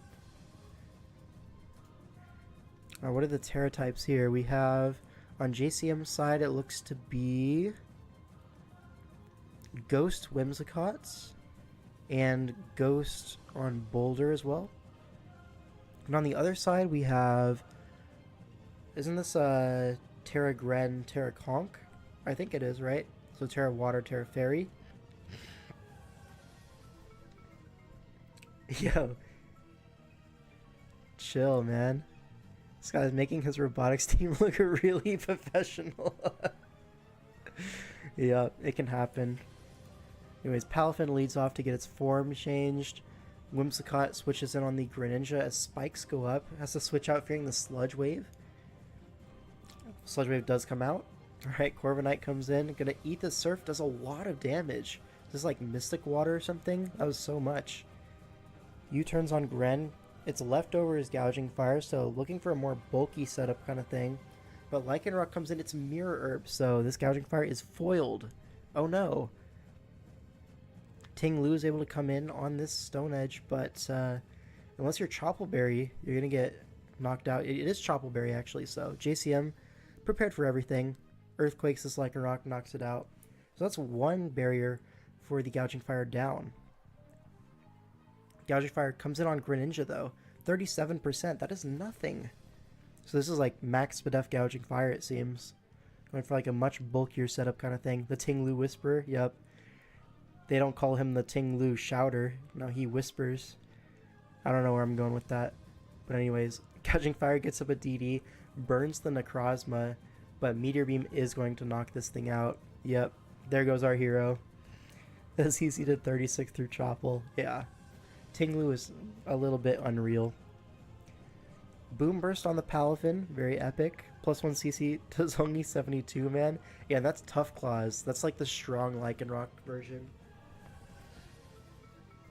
There's Drain Punch into the Palafin in exchange for some chip. Let's see. Corviknight comes in. Rocky Helmet, so pretty cool. Drain Punch is gonna, you know, give it a little bit of recovery, but it's all good. Corviknight is so freaking good. Is that what we're calling it these days? Anyways, we Terra Water into Battle Bond.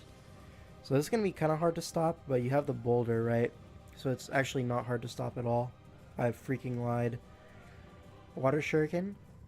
3 hits, 4 hits, 5 hits. So maybe it's loaded dice. Maybe it's like loaded dice modest. That would make sense with the damage rolls we were seeing earlier. Ting Lu into Wheezing. Strange Seam misses, and I don't think that's going to kill, so you have to Wisp, right? Yeah. Wow, Gouging must be terrible. It's done nothing for the past few games. It saved the game this time, right? Because it killed Okidoki at 36. I don't know. Yeah. I feel like all the matchups look really good for it, and then it just doesn't win. You know what I mean? Like, they always have a tech for it. Or like some Scarfer, some revenge kill. True, it did kill an Okidoki at 36, yep. Not a lot of mons could do that. Have you ever reviewed a non-fraud? Yeah, check out the Zarude replays. That stream is just me glazing Zarude for an hour 45. I fear that a Grumpig would have saved that last game. A Grumpig is crazy. A Scarf Grumpig, perchance? Maybe I was really spitting when I said all high tiers are frauds. I don't know about that. I don't know about that. You should VOD my game against Amel. I'm pretty sure that replay got snapped by Thanos. Like, it doesn't exist anymore. So we'd have to view it on your YouTube. It speed ties at least. Yeah. Alright. So Dragonite, the final boss, gets Ice Beamed. Dragon Dances, but... What, Whimsicott comes in? Okay. Oh, that does nothing. Shout out. Alright, so Gouging Fire has done enough to win this game.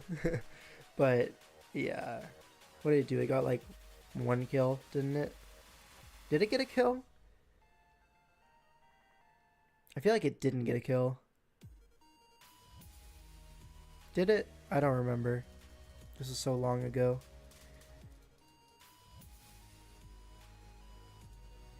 No, it didn't get a kill. So the only thing Gouging Fire did was give the opposing Lycanroc a DD with Mirror Herb. And then it did half to Necrozma. Yeah, this was awesome, man. We still need to do a misplay counter on DFL games, not mine. Oh, if we're doing DFL games, your games will be included. It baited the meteor beam. Wow, that's awesome, man. This is what I want out of my win condition. Misplay counter on DFL game is nuts. Yeah. How funny is that concept, though? We totally need to do that. Alright, let's go on to the next replay. This is once again that bum-ass Shocks team. Alright, Gouging Fire's on the other side. Yo, Gouging Fire looks like it wins! Surely it wins this matchup, right? Like, come on. Look at this matchup and tell me Gouging Fire doesn't just Giga Smoke. Like, I'm actually genuinely curious how Gouging Fire does not DD and win entirely by itself at lead. Like, low-key though. Low-key. Yes, Shocks. There's a Shocks right there. Yep. Gouging Fire when it gets it on Scizor. Yeah. Like, you get that one time and the game's over, no? Another Quack gets a natural Predator. No, it is not. Shut up. Anyways, let's see the Terra types here. So it looks like this is just going to be Fairy and Amorous. And then on the Abomasnow, it's Water type. On the other side is a Bug Mew. And the other Terra is Sinistra for Fire type. Boots Sinistra Darkrai game. Oh, it is. It is. You're so right. So here we're going to see the initial switch in for Darkrai is a Boots Sinistra. Gets Tricked a Sticky Barb back to Greninja on Dark Pulse, and then we U-turn into what? Of course, our Dark Resist Sinistra to take a Hypnosis. We reviewed this game earlier in a different stream for Darkrai. That wasn't a stream, that was a video. But what is happening here? What does Gouging do versus Mirror or Bulk Up Quack? Please tell me. I don't know, just DD. It doesn't kill you. And then you Psychic Fangs it, right? And then it freaking dies. Right? It's all good. Watch out, we have Pen. Pen is here to save the day.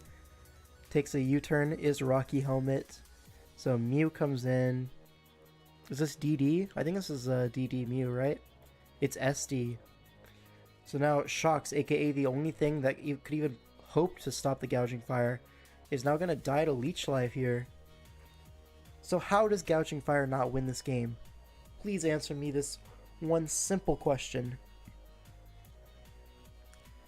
Moonblast does 83, so that is Specs and Amorous. So also not able to check a +1 Gouging Fire. We see a U-turn on Scizor. DD? Do we see a DD here? We see a Heat Crash into Quick Quaver for a crisp 26%. Alright, cool. We see a Flip Turn on Rotom.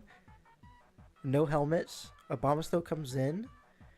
No Abomasnow switch in here, so Rotom's freaking dead. It's Eject Pack. Alright, Quaquaval comes in. Alright. We see a Supercell Slam does a crisp 56%, not even KOing, so this is physically defensive Quaquaval. Earthquake comes out. Sure. Oh my god.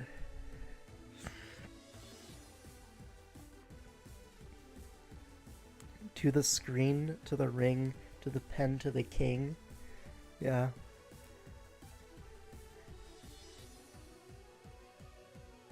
Sure. Whatever.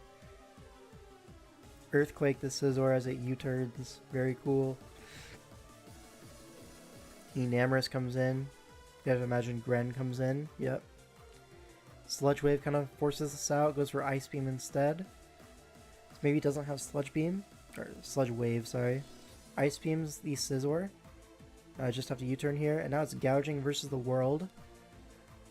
Enamorous at full and it's Specs. But this is Scarf and it knocks out the Enamorous from full. And Heat Crashes the Abomasnow from full. And The Darkrai is outsped by Scarf Gouging Fire, and the Scizor is going to die. So, shout out to our hero. This is the kind of replays that we need for our hypothesis. Holy smokes, gouging 1v4. Yep, that's more like it. Alrighty. Yo. There we go. Alright, so Gouging Fire. He's him. This is the only replay we're showing to the judge. To the jury. Alright.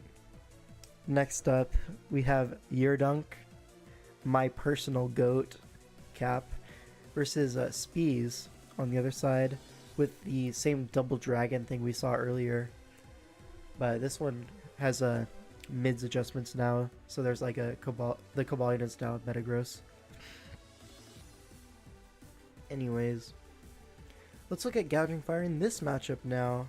Look, it wins! Awesome! Alright.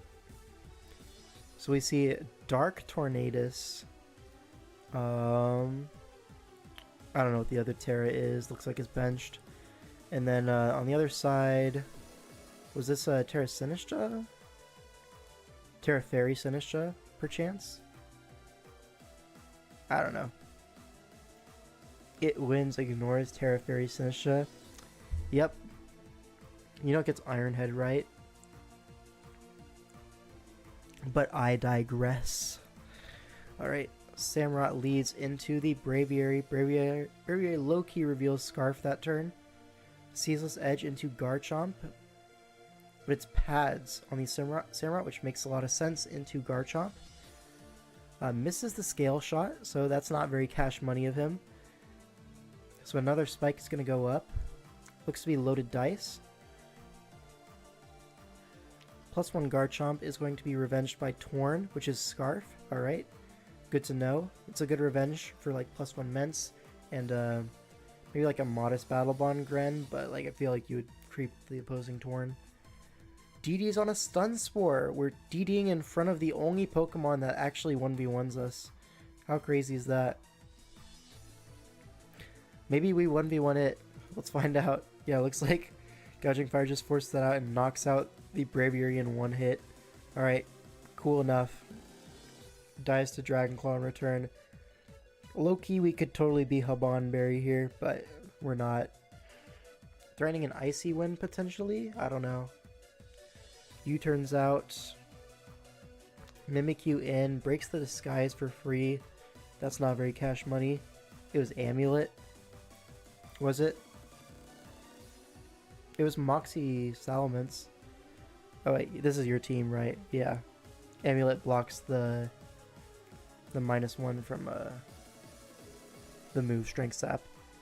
Yeah, so SD on Strength Sap. This is a winning battle. Terra Fairy on the Shadow Claw. Alright, critical hit does 54. Mimikyu is awful. But, you know. We do Strength Sap here, and then use Shadow Ball again. We switch to Metagross, okay. And we play rough, okay. How did that work out? Free rocks? Free rocks, by the way. Uppies. That's me right there. Alright. Shuriken on Gren is going to activate Battle Bond, and now what? Just go Torn and hope you're faster, I guess, but... Wait. We Shuriken the Torn? Oh, nah. Oh, nah. No, I cannot endorse that play. I cannot endorse it. What? That's Specs? Oh, man. Nah, man. That's tough, buddy. Your Torn lived non-Specs. Ice Beam? From 75? From +1 Gren? I somehow doubt that. Anyways, Sinistra comes in, gets heavy slammed, freaking dies, and Yeardunk won. Oh, not gonna lie. Maybe you should have clicked Terra. Yeah. Yeah, you just Terra Dark there. That's free. Yeah. Okay, okay. It's all good though, you won. I like how you're realizing this like a month later. Well, you know it was specs.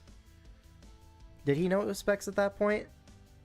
Because it only had like one shuriken on this, so there's no way to know it's specs at this point. It only U-turned. Yeah, like you don't know. This is always a Terra Dark. He's just stupid. But anyways, it didn't matter. Alright. Next replay, we have Lax against Kyle wielding the Gouging Fire.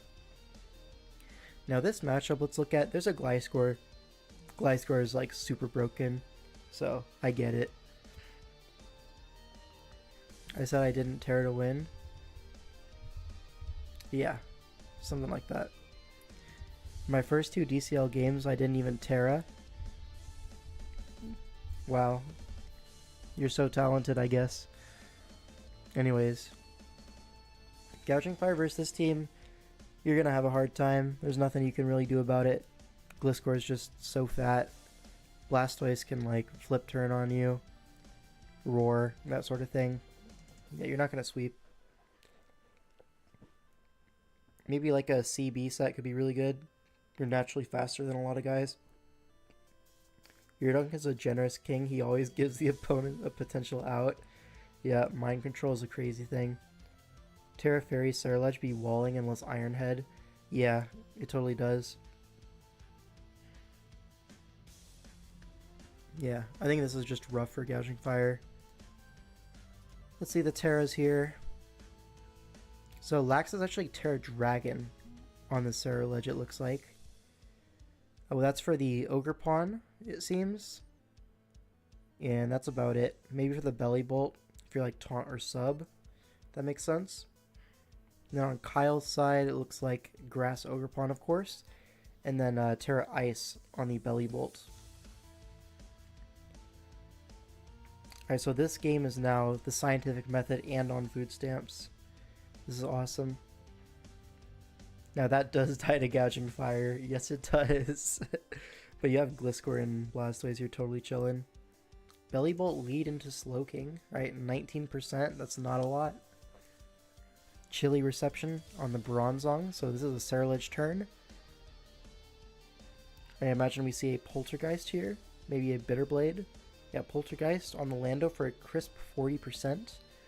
Force that out into Gliscor, as this gets the Toxic Orb activated. But a Taunt comes out, so Gliscor can't even set up spikes or anything like that here. And then SD comes out, so SD Earthquake Stone Edge, I would imagine here. Flip turn in Torrent is going to put this in range of literally anything. Just sneeze on the Landers and it'll die. A Meowscarada U-turn, that'll do the trick. Now Gliscor comes in. Belly Bolt, this is Terra Ice. Protects to scout the Terra. Goes for a Volt, but you don't want to stand as Gliscor, so just Volt again. Yep. Gouging Fire comes in on Slowking. It is Photosynthesis attack, so it's just going to attack here. Toxic is going to, put this thing on a timer. And now Gliscor is going to come in on a DD. Ah. I guess you kind of just commit here now. Yeah, 71% as a spike goes up. But here, the Toxic is going to rack up. You have Protect, Gliscor, and you have a Rocky Helmet Blastoise to sack here. So, it's all good. Yeah, so Helmet plus Toxic is going to knock this out. I wish Meowscarada would sneeze on me. Why are you... Who let you speak? Gliscor comes in. Belly Bolt reflects, and then Protect happens, but we see a Toxic. It trades the Gliscor for a Toxic on Belly Bolt. Slowking comes out, able to regen this off. We see Zonk come in on a Chilly Reception, never giving up the momentum. Ceruledge comes in, but Reflect is up, so it's not going to do too much damage. Wow, Reflect is really good. That did 0. Chat, clip it out of context because he said it. No, I think I'm okay. Poltergeist going to do a lot here. 90%, yeah. Future Sight, Bronzong is terrible. Spitter Blade here. It's all good. Now what? You go Belly Bolts, but Slowking is so free here. takes the Terra Blast plus the Future Sight. So I'd probably just regen here. Yeah, go Meowscarada. On the Terra Blast doesn't kill because Belly Bolt sucks and is on food stamps. At King05, please ban Vergi. He's bullying me in group chat. Oh, I gotta see this. Is this something I can join in on? Oh, I could totally join in on this.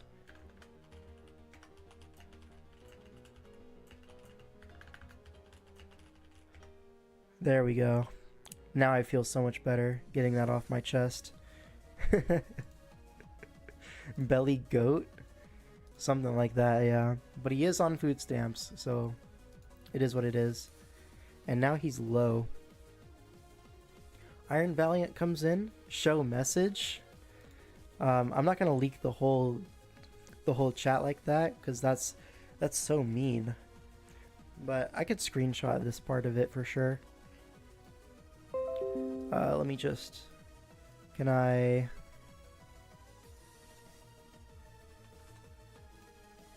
how do I show this on stream? I guess I could do this. There we go. Am I a mean guy? I might be a bad person. Oopsies. Anyways, where were we? We're here. Okay.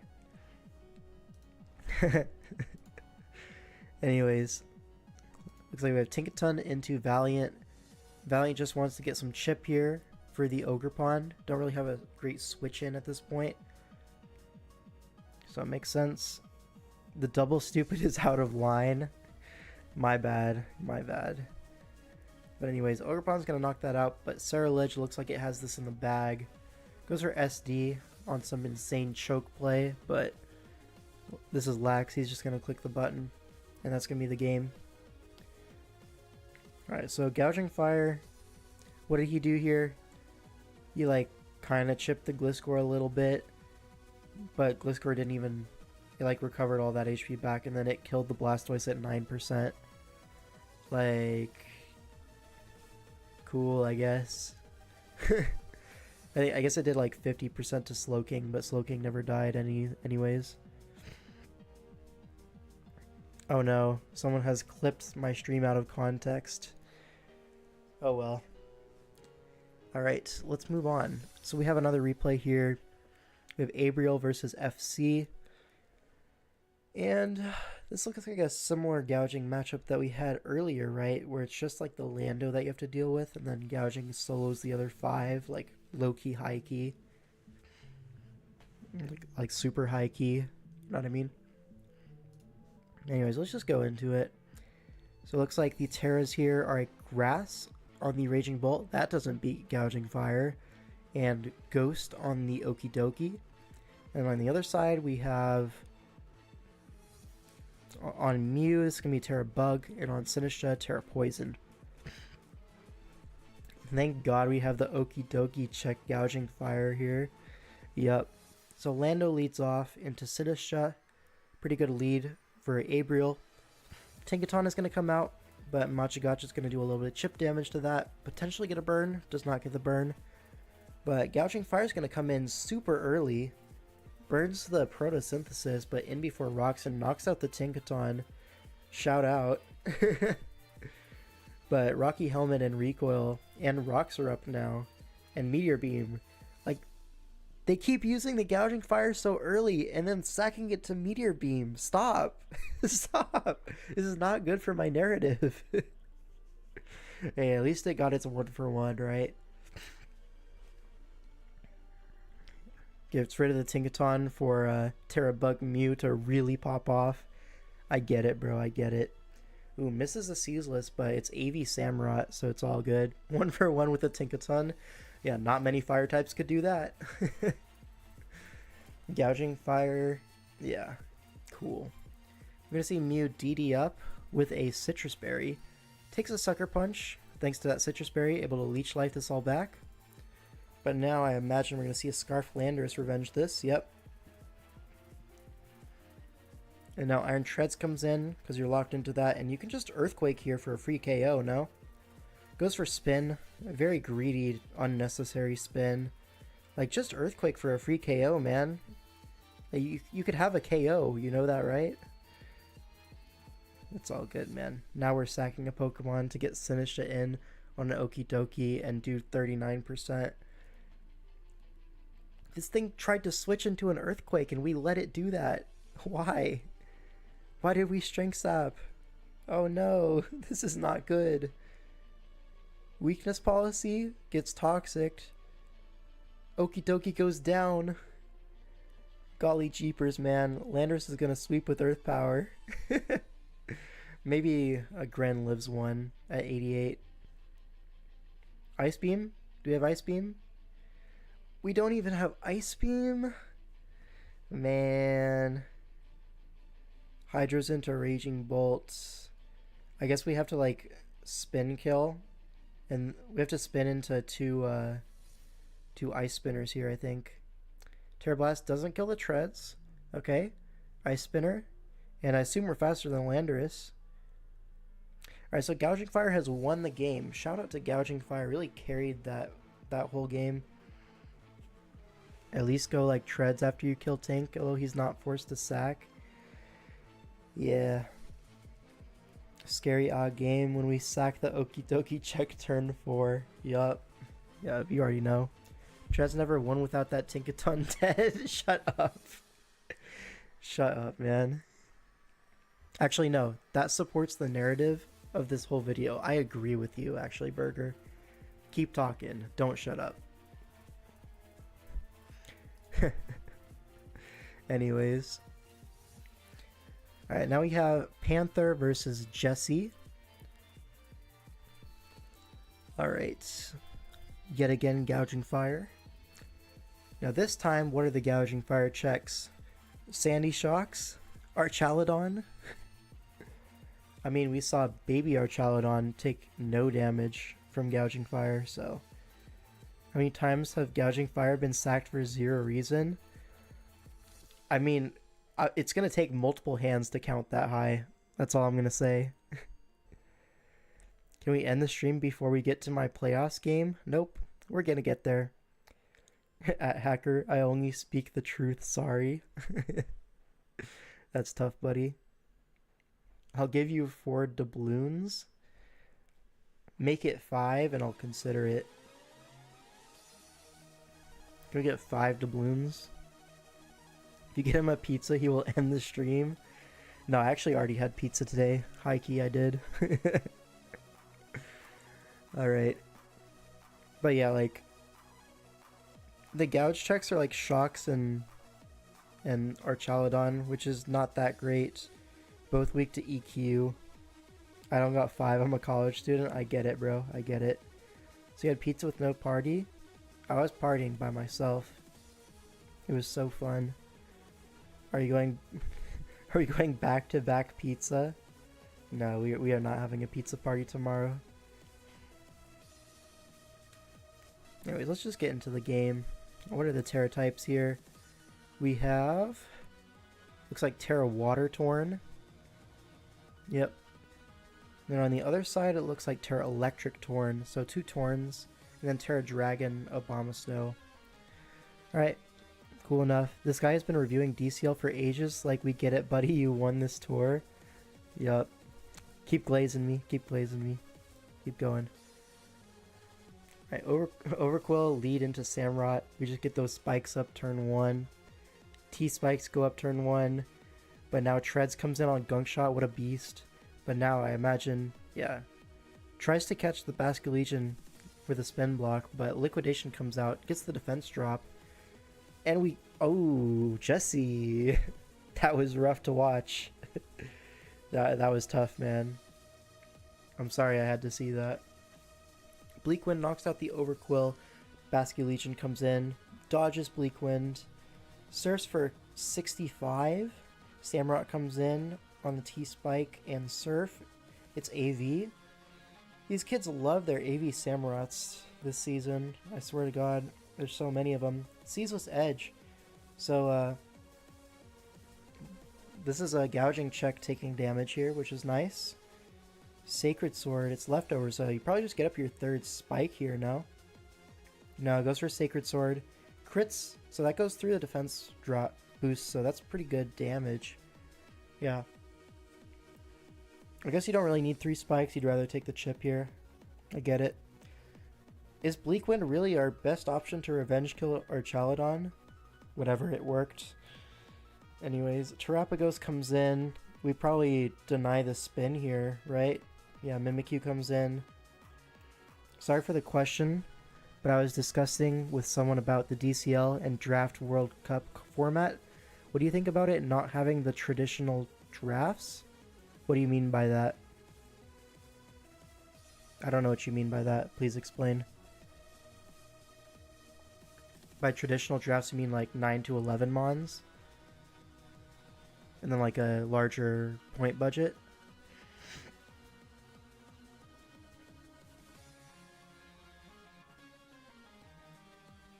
Or do you mean like drafts with the other teams? Oh yeah. So the World Cup is like your team shares a draft pool and you just can't overlap mons. So you get a lot of like really great synergies that you can get, and you don't have to worry about snipes ever. You just have to, you know, make sure you're not doubling up with your teammate. DCL is different. There are actual drafts there. There's like 4 SV draft pools, and each team has 1 team in each pool. But yeah, World Cup is definitely different. Yeah, like King Gambit hide trick on Toadscruel. Exactly. Drafting between 20 plus World Cup teams is also really unrealistic. Yeah, I get why they do it, but yeah, DCL is real drafts. World Cup is different. It's like a logistical thing, which I totally get.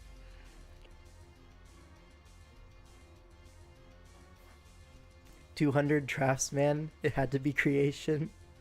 Yeah. 30 draft pools? That's so many draft pools, but like, yeah. But also, like, it's not necessarily like one draft for a single player in each one. It's like each team collectively has like 10 or 12 drafts, right? It's one of those numbers. So then you have to get the whole team to agree on draft picks in 30 draft pools. It's never happening. Hey, Mr. the King L5, would you put in a good word for me to Theodore Manny? I'll do it for you. 12 players, 10 drafts. Yeah. Anyways, Mimikyu comes in with a Roap Berry. Shout out. That's the tech. Earth Power comes out, and we play Rough the Terapagos for 28%. That's not a lot, but we are denying the spin, which is all you really want out of this thing. T-Waves, so that's nice. I imagine we see another... Oh, we see a Pain Split. That's really good. Gonna live the next turn as well, so play rough here. Puts Terapagos at 5% impaired, so really did its job here. Roap, shut up. Gouging Fire comes in. Alright. We probably just see an attack here. We see a DD on the switch. Gouging Fire comes in and T-Waves it. No! No, we DD again. That's brave. Earth Power does... Oh no, this is bad for my narrative. No. We could have just attacked here, no? Like, what's stopping us from just attacking? Like, just use Dragon Claw here. It's free. I promise. Sandy Shocks, holy moly. Mimikyu already put more work than Gouging Fire this entire live. That's what I'm saying, right? Gouging Fire had one game where we were like, wow, that was a good performance. Out of what? How many have we gone through now? Like, 17 replays? Maybe we thought we win game and forgot booster. Yeah, but it's fine. It's fine. Sandy Shocks comes in, kills Gouging Fire for free, rocks up on Abomasto as Blizzard kills it. Didn't we low-key need that Shocks though? Didn't we need that guy for Torn? I feel like we needed him for Torn. We totally needed him for Torn. Oh, what's the Terras on the Torn again? So Jesse's is Terra Electric, so it beats the opposing Torn. Oh no. Oh no, he choked. He choked massively. Oh no. No, sack the Terrapagos to Abomasnow. No. Why did we do that? No, dude, no. Didn't Gouging go up in price recently in the championship tourney? Yeah, but maybe that was ill-advised after looking at these replays. The breaking swipe one, right? Yeah, so that's 2 replays. Then there's that one, and then the scarf endgame sweep. DCL misplay counter win. Oh man. Yeah. Anyways. Terra's water in front of Abomasnow, which, by the way, lives as hell. And we switch for no reason. Scouting Custap. I don't think we were in a position to scout Custaps here. But whatever, to each their own. Now Torn's gonna come in at full. Takes rocks at least, but Terra Electric, Terra Blast, and that's the game. Man. Yeah, we just choked. Imagine the Sandy Shocks here. How good would a Sandy Shocks be? Be real. Hurricane is a roll to kill the Abomasnow there, by the way. Yeah, it's a 70% roll. Whatever. It's cool. Damn, yeah. You needed that Shocks for real. It can happen, but then Gouging Fire wins despite doing 0 damage. You said it, not me. Hey, when you bring Terra Electric Torn, anything is possible. Alright. We got a few more replays to go through. We have Yurdunk finally up against Hunter Z Infected. Shout out to Yurdunk, by the way. Alright, what is this? We have Belly Bolt on one side, we have Gouging Fire on the other. Wow, Gouging Fire's team has looked so good this season. Yeah. He really lets his teammates shine. Why is Gouging Fire low-key a role player? Not gonna lie, these replays are for real getting old. Yeah, honestly, we gotta move on at some point. I'm probably gonna do my own games as a video. And then, yeah. But anyways, let's speed through this one. The Terra types, we have Terra Rock on Iron Boulder, and on the other side we have Terra Water Belly Bolt and Terra Water Wellspring. Alright, Corviknight leads off into Wellspring. Bad matchup because you can just Terra Ivy Cudgel. Which is what he does. Crits for 43%, so physically defensive whim. Belly Bolt comes in. Statics immediately. Tinglu in. Toxic by Belly Bolt. This is good. Put that thing on a timer. Wellspring comes in. Able to eat like an Earthquake aimed at Belly Bolt here. Ruination. Good mid-ground. But I think you could just synth, right? Nothing stops a synth. Yeah. Switches out Fearing Encore into Glamora. If a U-turn comes out, you get that Toxic Debris. Corviknight comes in. As spikes come out. And now we Mortal Spin into Corviknight. Shout out. Just realized this is the mid-off Darkrai versus Gouging. Yeah. It's the guy who's learning Chinese versus the guy who already knew Chinese but then unlearned it briefly, but now it's back to learning it. You know what I mean? Anyways, we're Toxic, of course, with Corrosion. My Darkrai clutches this game super hard, don't worry. I'm not worried. Who would be worried here? Like, be so real. Corviknight gonna defog. We're trading our Corviknight for a defog here? That can't be right. It's just one spike, man. Yeah, just kill it. Toxicroak comes in on the Ogerpon with Dry Skin. What a beast. Belly Bolt in on a double to Boulder, so not what Hunter was wanting to see there. Ting Lu comes in on the belly bolt. As Reflect comes out, we're going to see our Stealth Rock go up again. I'm sure of it. Nope. We Ruinate here. I don't know. Should have rocked, I think. That was your chance. Corv comes in on Matcha Gacha. But that's going to be Shadow Ball range. Yep. So now what? We're going to see Toxicroak come in. Threatens a Toxic. Bellybolt comes in on the Toxic. Yeah, rocks are pretty annoying for me. I was surprised to see him defog. Yeah. He definitely, like, wasn't thinking, like, a few turns ahead there. Anyways. Now doubles into Lando on Mudshot. What a beast. Gets Toxic, but this is Shukaberry Toxicroak. Lives on 16%, so able to take one more spike if he wants. Goes Whimsicott here.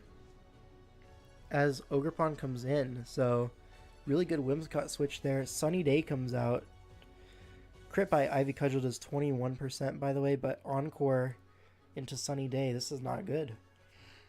Toxicroak comes in on Horn Leech. Yeah, I'm not going to get that one past your dunk. Iron Boulder is going to come in. It's Terra Rock, so could be Choice Banded here. It's Stone Edge and doesn't kill, so is this Ogerpon like max HP or something like that? Whimsicott comes in, Encores, and this is not looking good for Hunter. Rocky Helmet, but like, to what end? Gouging Fire in. Landorus in, but a clear Amulet. Do we see another DD here? You could totally DD again. We Sunny Day for no reason. Why didn't we DD? Isn't DD fine? I guess you want the increased Morning Sun recovery. But the Earthquake's doing too much. You're now in Rocky Helmet range. Nor... Sunny Day is like effectively a DD trust. Yeah, if it's like the mono fire with the Morning Sun, then it makes sense, yeah. Max HP with a lot of defense, Iron Boulder was banded. Yeah, makes sense. Oh, Gouging achieves something? Yeah, a 1v1 on a Lando T that's toxic. Awesome. Man, this is not good for my narrative.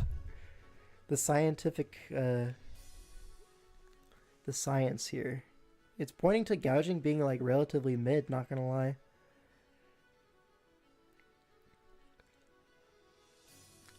Anyways, do we see like oh yeah, this is just gonna win. I'm sure my playoffs game will be good for your narrative. Will it? We have 2 more replays to get through. This is all my fellas. This is also your dunk versus Addison. You know, coming out of the Sword and Shield basement to now, you know, play a real tier. I'm joking. But yeah, Addie in SV for the first time this whole tournament. She went like 7-0 in Sword and Shield. But now in tie breaks, this is tie breaks, we have her in SV because it was 2 SVs in VGC where the tiers selected. Alright, so Gouging Fire here. Is it broken? No, this is like the team that's actually good into Gouging Fire, right? The Lycanroc, you have the Conkeldurr, which can like kind of eat. You have like potential speed booster treads to outspeed the DD. Ugh. Change the title to Gouging Fire proves to everyone that didn't believe in him his worth. So true, so true. Anyways, this is Terra Ghost on Abomasnow. I'm sure that'll come in handy. And then Terra Grass on Torn T. And on the other side, we have Terra Dark on the Greninja and Terra Rock on the Conkeldurr. Here we see a Dragonite lead into Torn T. An Icy Wind comes off. And a T-Wave happens. And here, sit back and observe.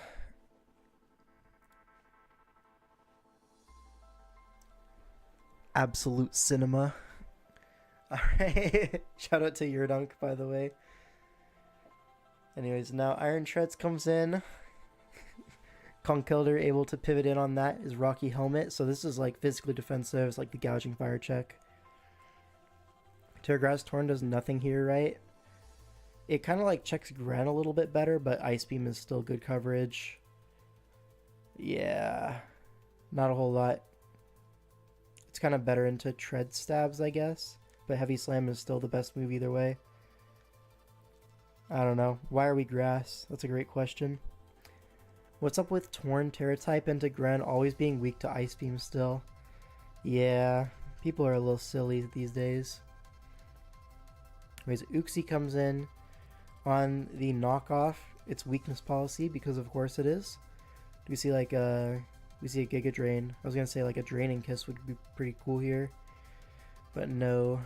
Psychics into Dragonite as T-Wave comes out, and this is gonna be able to Roost Stall you pretty comfortably. Nope, just goes for a Draco Meteor. Likely not Roost then. Goes for a Plot actually. That's new. It just gets 2-hit KO'd by Draco. Yep, that's awesome. Now Gouging Fire comes in. Scale Shot is going to be able to knock out this Dragonite in 3 hits. Scale Shot also avoids the Rocky Helmet from Conkeldurr, which is nice. Treads uses up its booster speed here, so it's not going to have that later for the next time Gouging Fire comes in. Earthquakes into Torn, and now we Terra, which is going to be, okay, a boost to Grass Knot base power. Not base power, but how much it does. So yeah, I guess if you want a stronger Grass Knot, then that's an advantage, but whatever. Ceaseless Edge into Conk misses. Hydro Pump misses, and Drain Punch crits. Okay. A little unlucky, I will admit. Just a tad unlucky there. You could have really used that Spike and Chip, not gonna lie. Gouging Fire comes in, gets another DD, and Burning Bulwark on the Stone Edge. So it looks to be Scarf Lycanroc then. Yeah, Scarf Lycanroc does 78%, puts this in Shuriken range, puts it in Mach range as well. We only get 2 hits, but that's going to be enough to outspeed. Get another turn of leftovers, but now you're -2 defense. Of course you're going to, get Mach punched or whatever. Never mind, Necrozma comes in, Burning Bulwark, steals a Photon Geyser PP, get a little bit of leftovers, sure. Was the pump even chip? He was going to drain it all back. It would have done more than drain recovery, I'm pretty sure, because Conk does not have good SPDF. Anyways, get a little bit of chip with Flare Blitz here, as Photon is going to be able to do 21%. So Gouging actually did do something here. It got 2 kills and good chip on Necrozma, so that's cool. Steel Beam, that's awesome. Shout out. Gren comes in, Dark Pulse. But here you just Terra Dark, right? Should have Terra Dark last turn, but whatever. Gets the para, and that's going to be the game. GG. Okay, this was a good Gouging game. It still lost, but it wasn't his fault, you know what I mean? So I can take that. You can cash that in at the bank. Alright, and this is the last replay. This is going to be... Wait, is this your dunk again? Are these all your dunk? Looks like it, yeah. Because this was tiebreak to get into playoffs, and then this is semifinals. Alright, makes sense. Now this is High Jump Sean. If you're unaware, this guy has been around for about 1 million years. Has retired at least twice, but he's back. And he's playing DCL, and he had a great record. He's using this team with like Iron Moth, Ting Lu. It's like a nice balance-ish team. Stop. Hey man, we gotta see it. This is the finale. Sean is the GOAT. Why is there so many Y's in GOAT? I'm pretty sure that's not how you spell it. Unless you're trying to imply he is a Gyat, which is a totally separate thing, very different. Anyways, so Gouging Fire here. What are we thinking, folks? Sinistra has to get through that. But other than that, there's a Ting Lu. Yeah, that's a lot to get through. We'll see if he's able to do that. The Terra types are going to be Terra Fairy on the Iron Moth. And then on the Sinistra, it's going to be Terra Steel. On the other side, we have a Terra Grass Torn once again. And that's going to be it. Alright, so D-Knight leads off into Samurott. Ceaseless Edge going to get up that spike turn 1. But a Keyberry DD. So does this have Ice Beam? It does not. Outrages into Uxie, which gets a Citrus Berry, but it dies to a high roll the next turn. This is so sad. Mimikyu comes in on a 3-turn Outrage. And Burger is spelled with 1 R, but you don't blink reading my name. Yo, bad news. Burger has 2 R's in it. What is it with Yurdunk and freaking Terra Grass Torn? I don't know. He just has like a fixation. Here it makes sense, right? Because there's a Rotom Wash and a Ting-Lu. So, like, I totally get it. Also, fun fact about Terra, right? So, Grass Knot is only 20 base power into Rotom, right? It's like 20 or 40, something ridiculously low. But with Terra, the minimum base power that any stab move can be with that Terra type is 60. So, even Grass Knot becomes 60 base power into Rotom Wash. You were double Grass move? Yeah, you're stupid for that one. It should be plot 3 attacks with Icy Wind, Grass Knot, and Flying. Like 100%. Like what are we doing here? Wait, really? That's broken? What the fuck? Yeah, you see this a lot come into effect with like Terra Fire Flame Charge. Stuff like that. It's a little bit stronger. And then like you can Terra Mud Slap and it becomes a 60 base power move that drops accuracy. It's very funny. Anyways, Mimikyu comes in.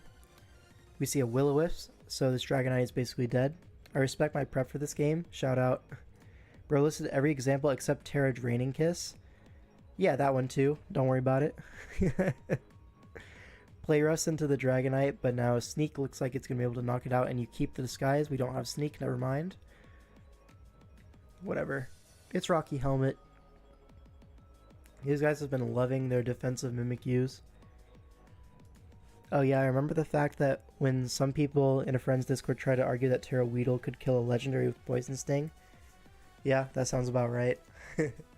Fiery Dance does 45. Clean to it KO. As Shadow Claw does a not so clean 34%. Gets 2 boosts, but Tread's gonna be able to revenge this, right? No, we're actually just slower. So I think he tried to like bluff Scarf here, right? But obviously not. So free treads. Now Bleakwind doesn't kill.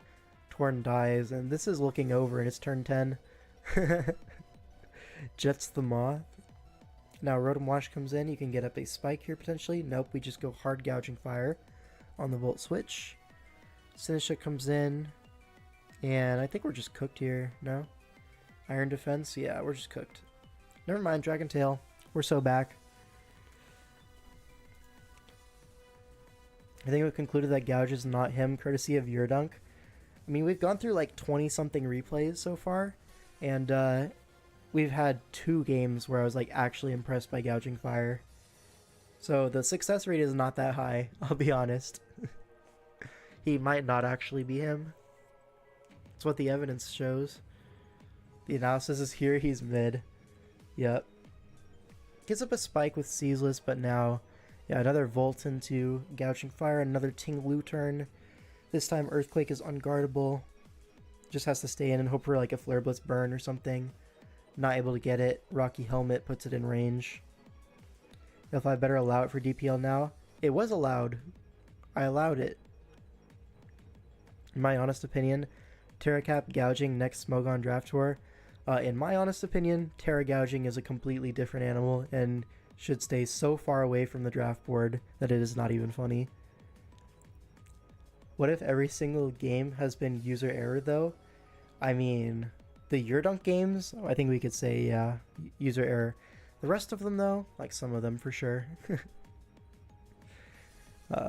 My bad. I just roasted Yurdunk for no reason. This is so sad. Yeah, the thing is completely broken. Yeah, I had to play against the Terra Gouging Fire one time, and one time is totally enough for my lifetime. Like we really don't need that in our lives, I promise. Alright, so the verdict, Mon is mid. Mon is definitely worse than Zardex in its respective gen. Wait, I have a gouging game for you to review from the shitter team tour. DM it to me. We can make it our last one.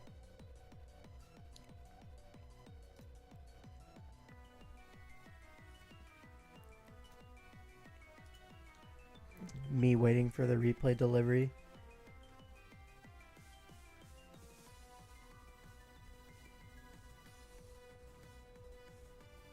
I don't see a replay.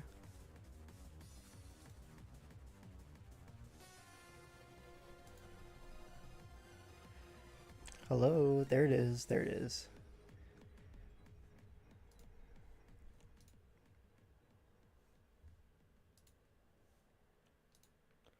Alright. We have Garf Did versus Fuck the Band Chasers. I assume this is your dunk, right? Is this Garf or is this one of his like buddies? I don't know. We see a Blood Moon, we see our Shifu, we see Meowscarada. Garf, yeah. This looks like it should be the Dark Shifu. It doesn't show you on Terra Preview, or on Preview, but it looks like it's the fighting one, or the fighting dark one, double dark here. Could be Rapid, but I don't know. That is a Tentacruel. Yep. Tentacruel is everything wrong with society, by the way. Surely we aren't resorting to an Alcremie in 6-team drafts, right? Oh, man. By the way, Cornerstone, I'm not gonna lie, he's kind of broken. Let's see, Meowscarada. That's a good thing about Gouging Fire. It's like one of the only things that actually beats Meowscarada. Alcremie walls Darkfu. Yes, it does. Just like every other fairy and every other Terra Fairy Mon ever. Look, we have Terra Fairy Torn. We have Alcremie. This is why your Shifu single Shife is horrible. Like, you just Terra your guy Fairy, and what does he do? Are we bringing Ironhead as coverage for Torn T? Like, come on. And then on the other side, what? We have Electric on your Shifu. Seems to be Terra or Shifu. Alright, Jirachi leads into Screamtail. The Screamtail is slow. Gets off a T-Wave into Jirachi. Alcremie comes in on rocks. Now what? We T-Wave this again. Full para, nice. Rotom Wash comes in on a Calm Mind, I assume. Yep. Now Rotom just has to, like, what? Switch? Alright, waste the Paraturn. Hydro Pump at crisp 22%. Yeah, Alcremie is just gonna 1v1 Rotom. You have to get out of there. Yeah, there we go. Iron Moth comes in. Finally an Alcremie answer. Just Sludge Wave here. Never mind, we overheat for no reason. Psyshock kills the Moth. Wow, that was awesome. Is this an Alcremie highlight? It might just be. Gouging Fire comes in on Meowscarada. We forgot our boots at home. That's okay though. Now, do we just Morning Sun up or what? We do, yeah. Imagine if we were boots, we could just attack. It's cool though, I get it. Ogerpon comes in on Blood Moon. Nice 32%. Now, we just see a Power Whip. Horn Leech, same thing. 21% to Screamtail is not a whole lot. Couldn't let the Tentacruel in on a Sludge Wave. You are stupid. Anyways, we just love clicking momentum moves, I guess. Baton Pass into U-turn. And more full paras. Yes, I love full paras. Nice Gouging Fire cameo on this Alcremie vid. Yeah, it can happen to anyone. We see Healing Wish back into the Alcremie. Let's freaking go. As it just gets T-Waved again. Owned, what can I say? Why are we not Calm Minding on this? Bro, Calm Mind. Meowscarada comes in on the recover, sure. Gouging Fire once again comes in on Flower Trick, and once again, probably going to be forced to Synth now. Not Synth, but Morning Sun. Yeah. Why do people not run Boots? Alright, Blood Moon does 33 to Tentacruel. This thing is AV out the ass. It's Keyberry on Ursaluna. That's new. Alright. Forced out anyways. Cool. Cool. Hydro Pumps the Rotom for 14. We do see a... what? Sludge Bomb? Yeah. Gets the Rotom low. After Rocks can be at 33%. Screamtail comes in. Now we go Torn and a Terra here. And Taunt. Very nice. But it's Mental Herb. He's just better than you. Oh, this is so sad. Now Rocks are going right back up as a Nasty Plot comes out. Ice Beam going to do a 14%, which is, for the folks at home, not a lot. Yeah, just going to knock this out. And now what? It's Parrot, so you revenge with literally anything. Meowscarada. This has to be banded to kill from this range, but I'm sure we've done the calcs. Oh, it's a Rocky Helmet. Only one hit. Saved by the Bell. A Roar here, trying to rack up the Rocks damage, I guess. Gets the Urshifu in. Now we Flare Blitz. Crit the Ursaluna. Very lucky. Able to 2-hit KO because of that. But now Gouging Fire kind of just sits in front of everything, right? Knockoff. This shouldn't kill. Yeah, 35%. You just Morning Sun this off. Lucky crit from Muradunk. Yeah, this guy always lucky. Yep. Never punished. Now Rotom comes in, now that the Gouging is full HP, graciously. Torn comes in, don't want to get this Gouging T-waved. Pain Split comes out, but I think this Torn is pretty poised to pick up another KO, potentially. Especially if Hydro Pump keeps landing to the right. That's even better. Oh, Hydro Pump actually does a lot there, 44%. So kind of trading HP with Rotom here. Another dodge. Alright, remember when I said he was never lucky? I lied. Hydro Pump is going to knock out this Torn. But now what? You go Cornerstone? Yep. Just Horn Leech. Yeah. And now Urshifu comes in. Terra's Electric on Horn Leech for 31%. That's not a lot of damage. But Wicked Blow doesn't kill. Ivy Cudgel crits the Urshifu. Unlucky. Meowscarada dead to Rocks. And as you can see, Gouging Fire got off, what, 2 attacks this whole game? And then just spammed Morning Sun, preventing the Meowscarada from killing his whole team. Yeah, that's Defensive Player of the Year right there. Alright. So the verdict is, this guy, he's not that good, honestly. And he's kind of awkward to build around, not gonna lie. So I feel like maybe the reward is not worth the trouble. Yeah. And that's gonna be pretty much it, right?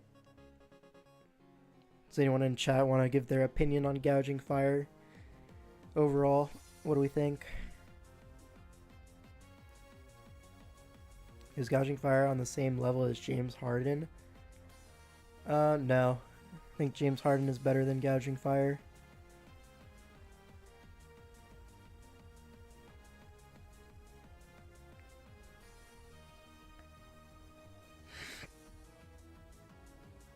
Its move pool is pretty limiting, so it's easy to know what to expect.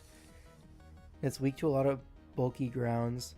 Yeah, it's like if you want to beat the bulky ground, you have to be Breaking Swipe, which kind of like forces your entire build to be like defensive on the Gouging Fire. So like then you're like kind of cooked because it doesn't do enough damage. It's weak to a lot of, yeah. He said cap. Why are we capping?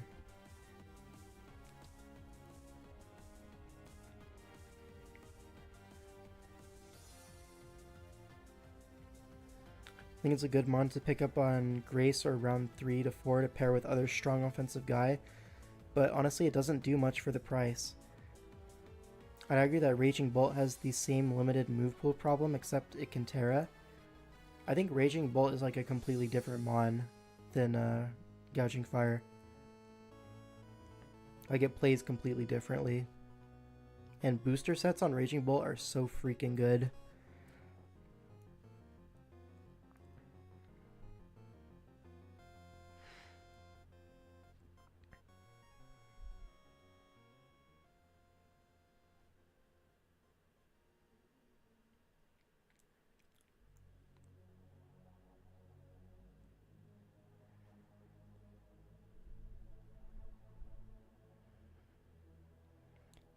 Gouging is limited by having to run boots, where it struggles to break past poke your mons.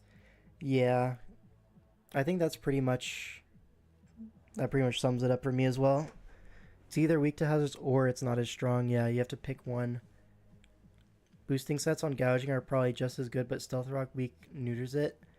I mean, it's strong for sure, but you can always check it. Right? It's not sweeping the whole game, as we saw. There's always going to be a Scarfer faster and does enough damage.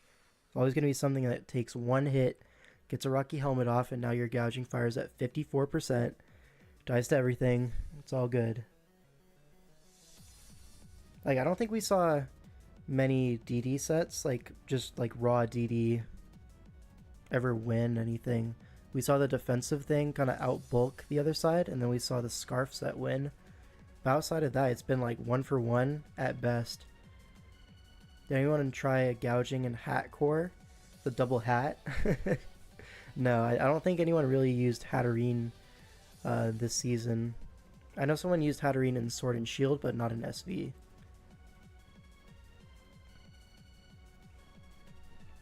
Yep.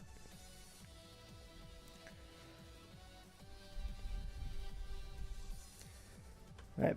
Basically, I think Hacker summed it up best. You kind of like have to choose what your Gouging Fire is not going to be good at in the prep phase. Can't do everything all at the same time. Gouging with a Healing Wisher might be good. It's good at getting its one. Yeah, that's something that we saw in the PPL, the Wi-Fi League, with Uzi. Because I was helping Uzi prep for most of his weeks there, especially for playoffs. Like, we went pretty hard on that. And a lot of the weeks was Gouging Fire plus Healing Wish. There was one week we brought double Healing Wish with the intent to have 3 Gouging Fires, basically.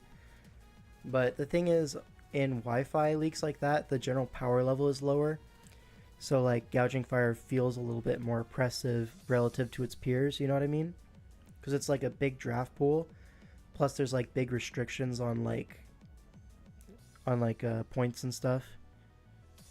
You know, the PPL is a little bit unique in that category. Like, you just can't draft the best mons. There's like limits and stuff, which is super cringe. Double healing, which is wild. Yeah, in that actual game, it ended up all going to the Ting Lu instead. So you had 3 Ting Lus instead. That was very funny.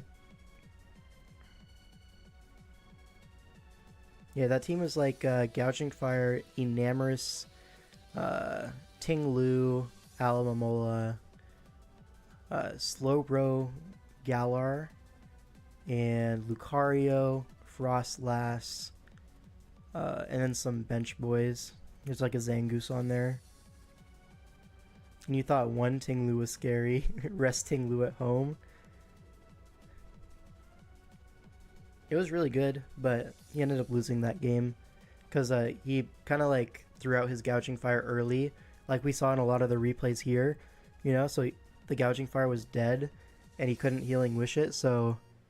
Yeah, and when your entire build is around having 3 Gouging Fires and you have 0 Gouging Fires, that's a problem. You know what I mean? Yeah. Yeah, he ended up winning the chip with round 1 Gouging Fire, so obviously, you know, you can have success with it in that more so like the Wi-Fi scene, in that sort of like rule set where the power level is a little bit lower. There aren't like high tier Terras. You can't be any Terra type you want. Like, it's a very different format.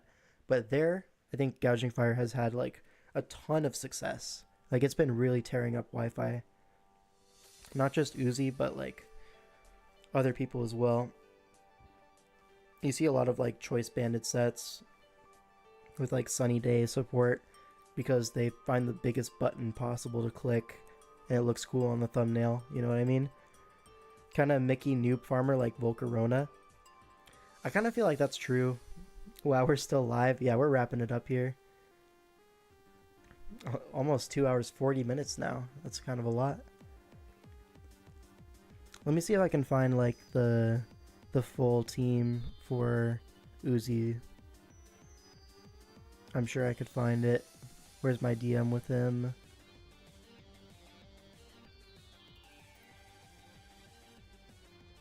There it is.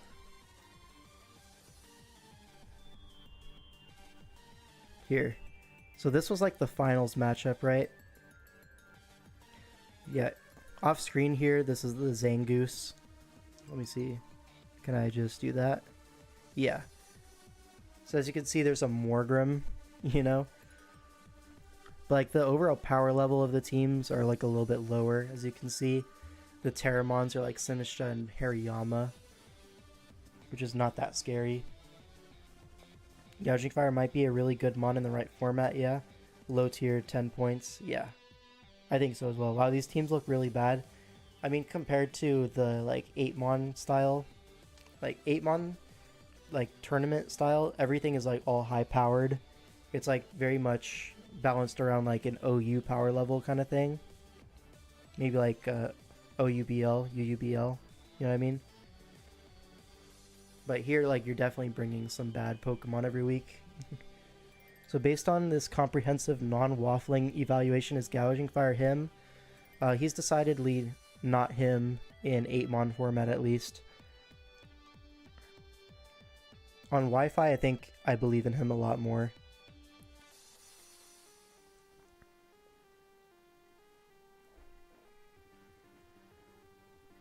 I mean, my 11-mon teams end up being 7-8-mon teams anyways. Yeah. They're 7-8-mon teams with a lot of points pumped into them. What a conclusion. Yeah. I mean, to be honest, that's kind of what I thought earlier, but I thought like maybe it would do a little bit better in DCL, but actually watching the replays back, it was not that impressive. Might as well call you Dr. L5 PhD in Gouging Fire. Something like that, yeah. Anyways, that's going to be all for me, I think. Thanks for hanging out. We'll see you in the next one. When's the next stream? I'm not too sure. Maybe like, what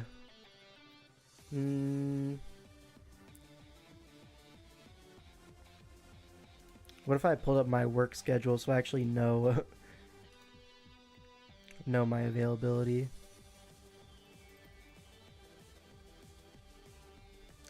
Probably Saturday.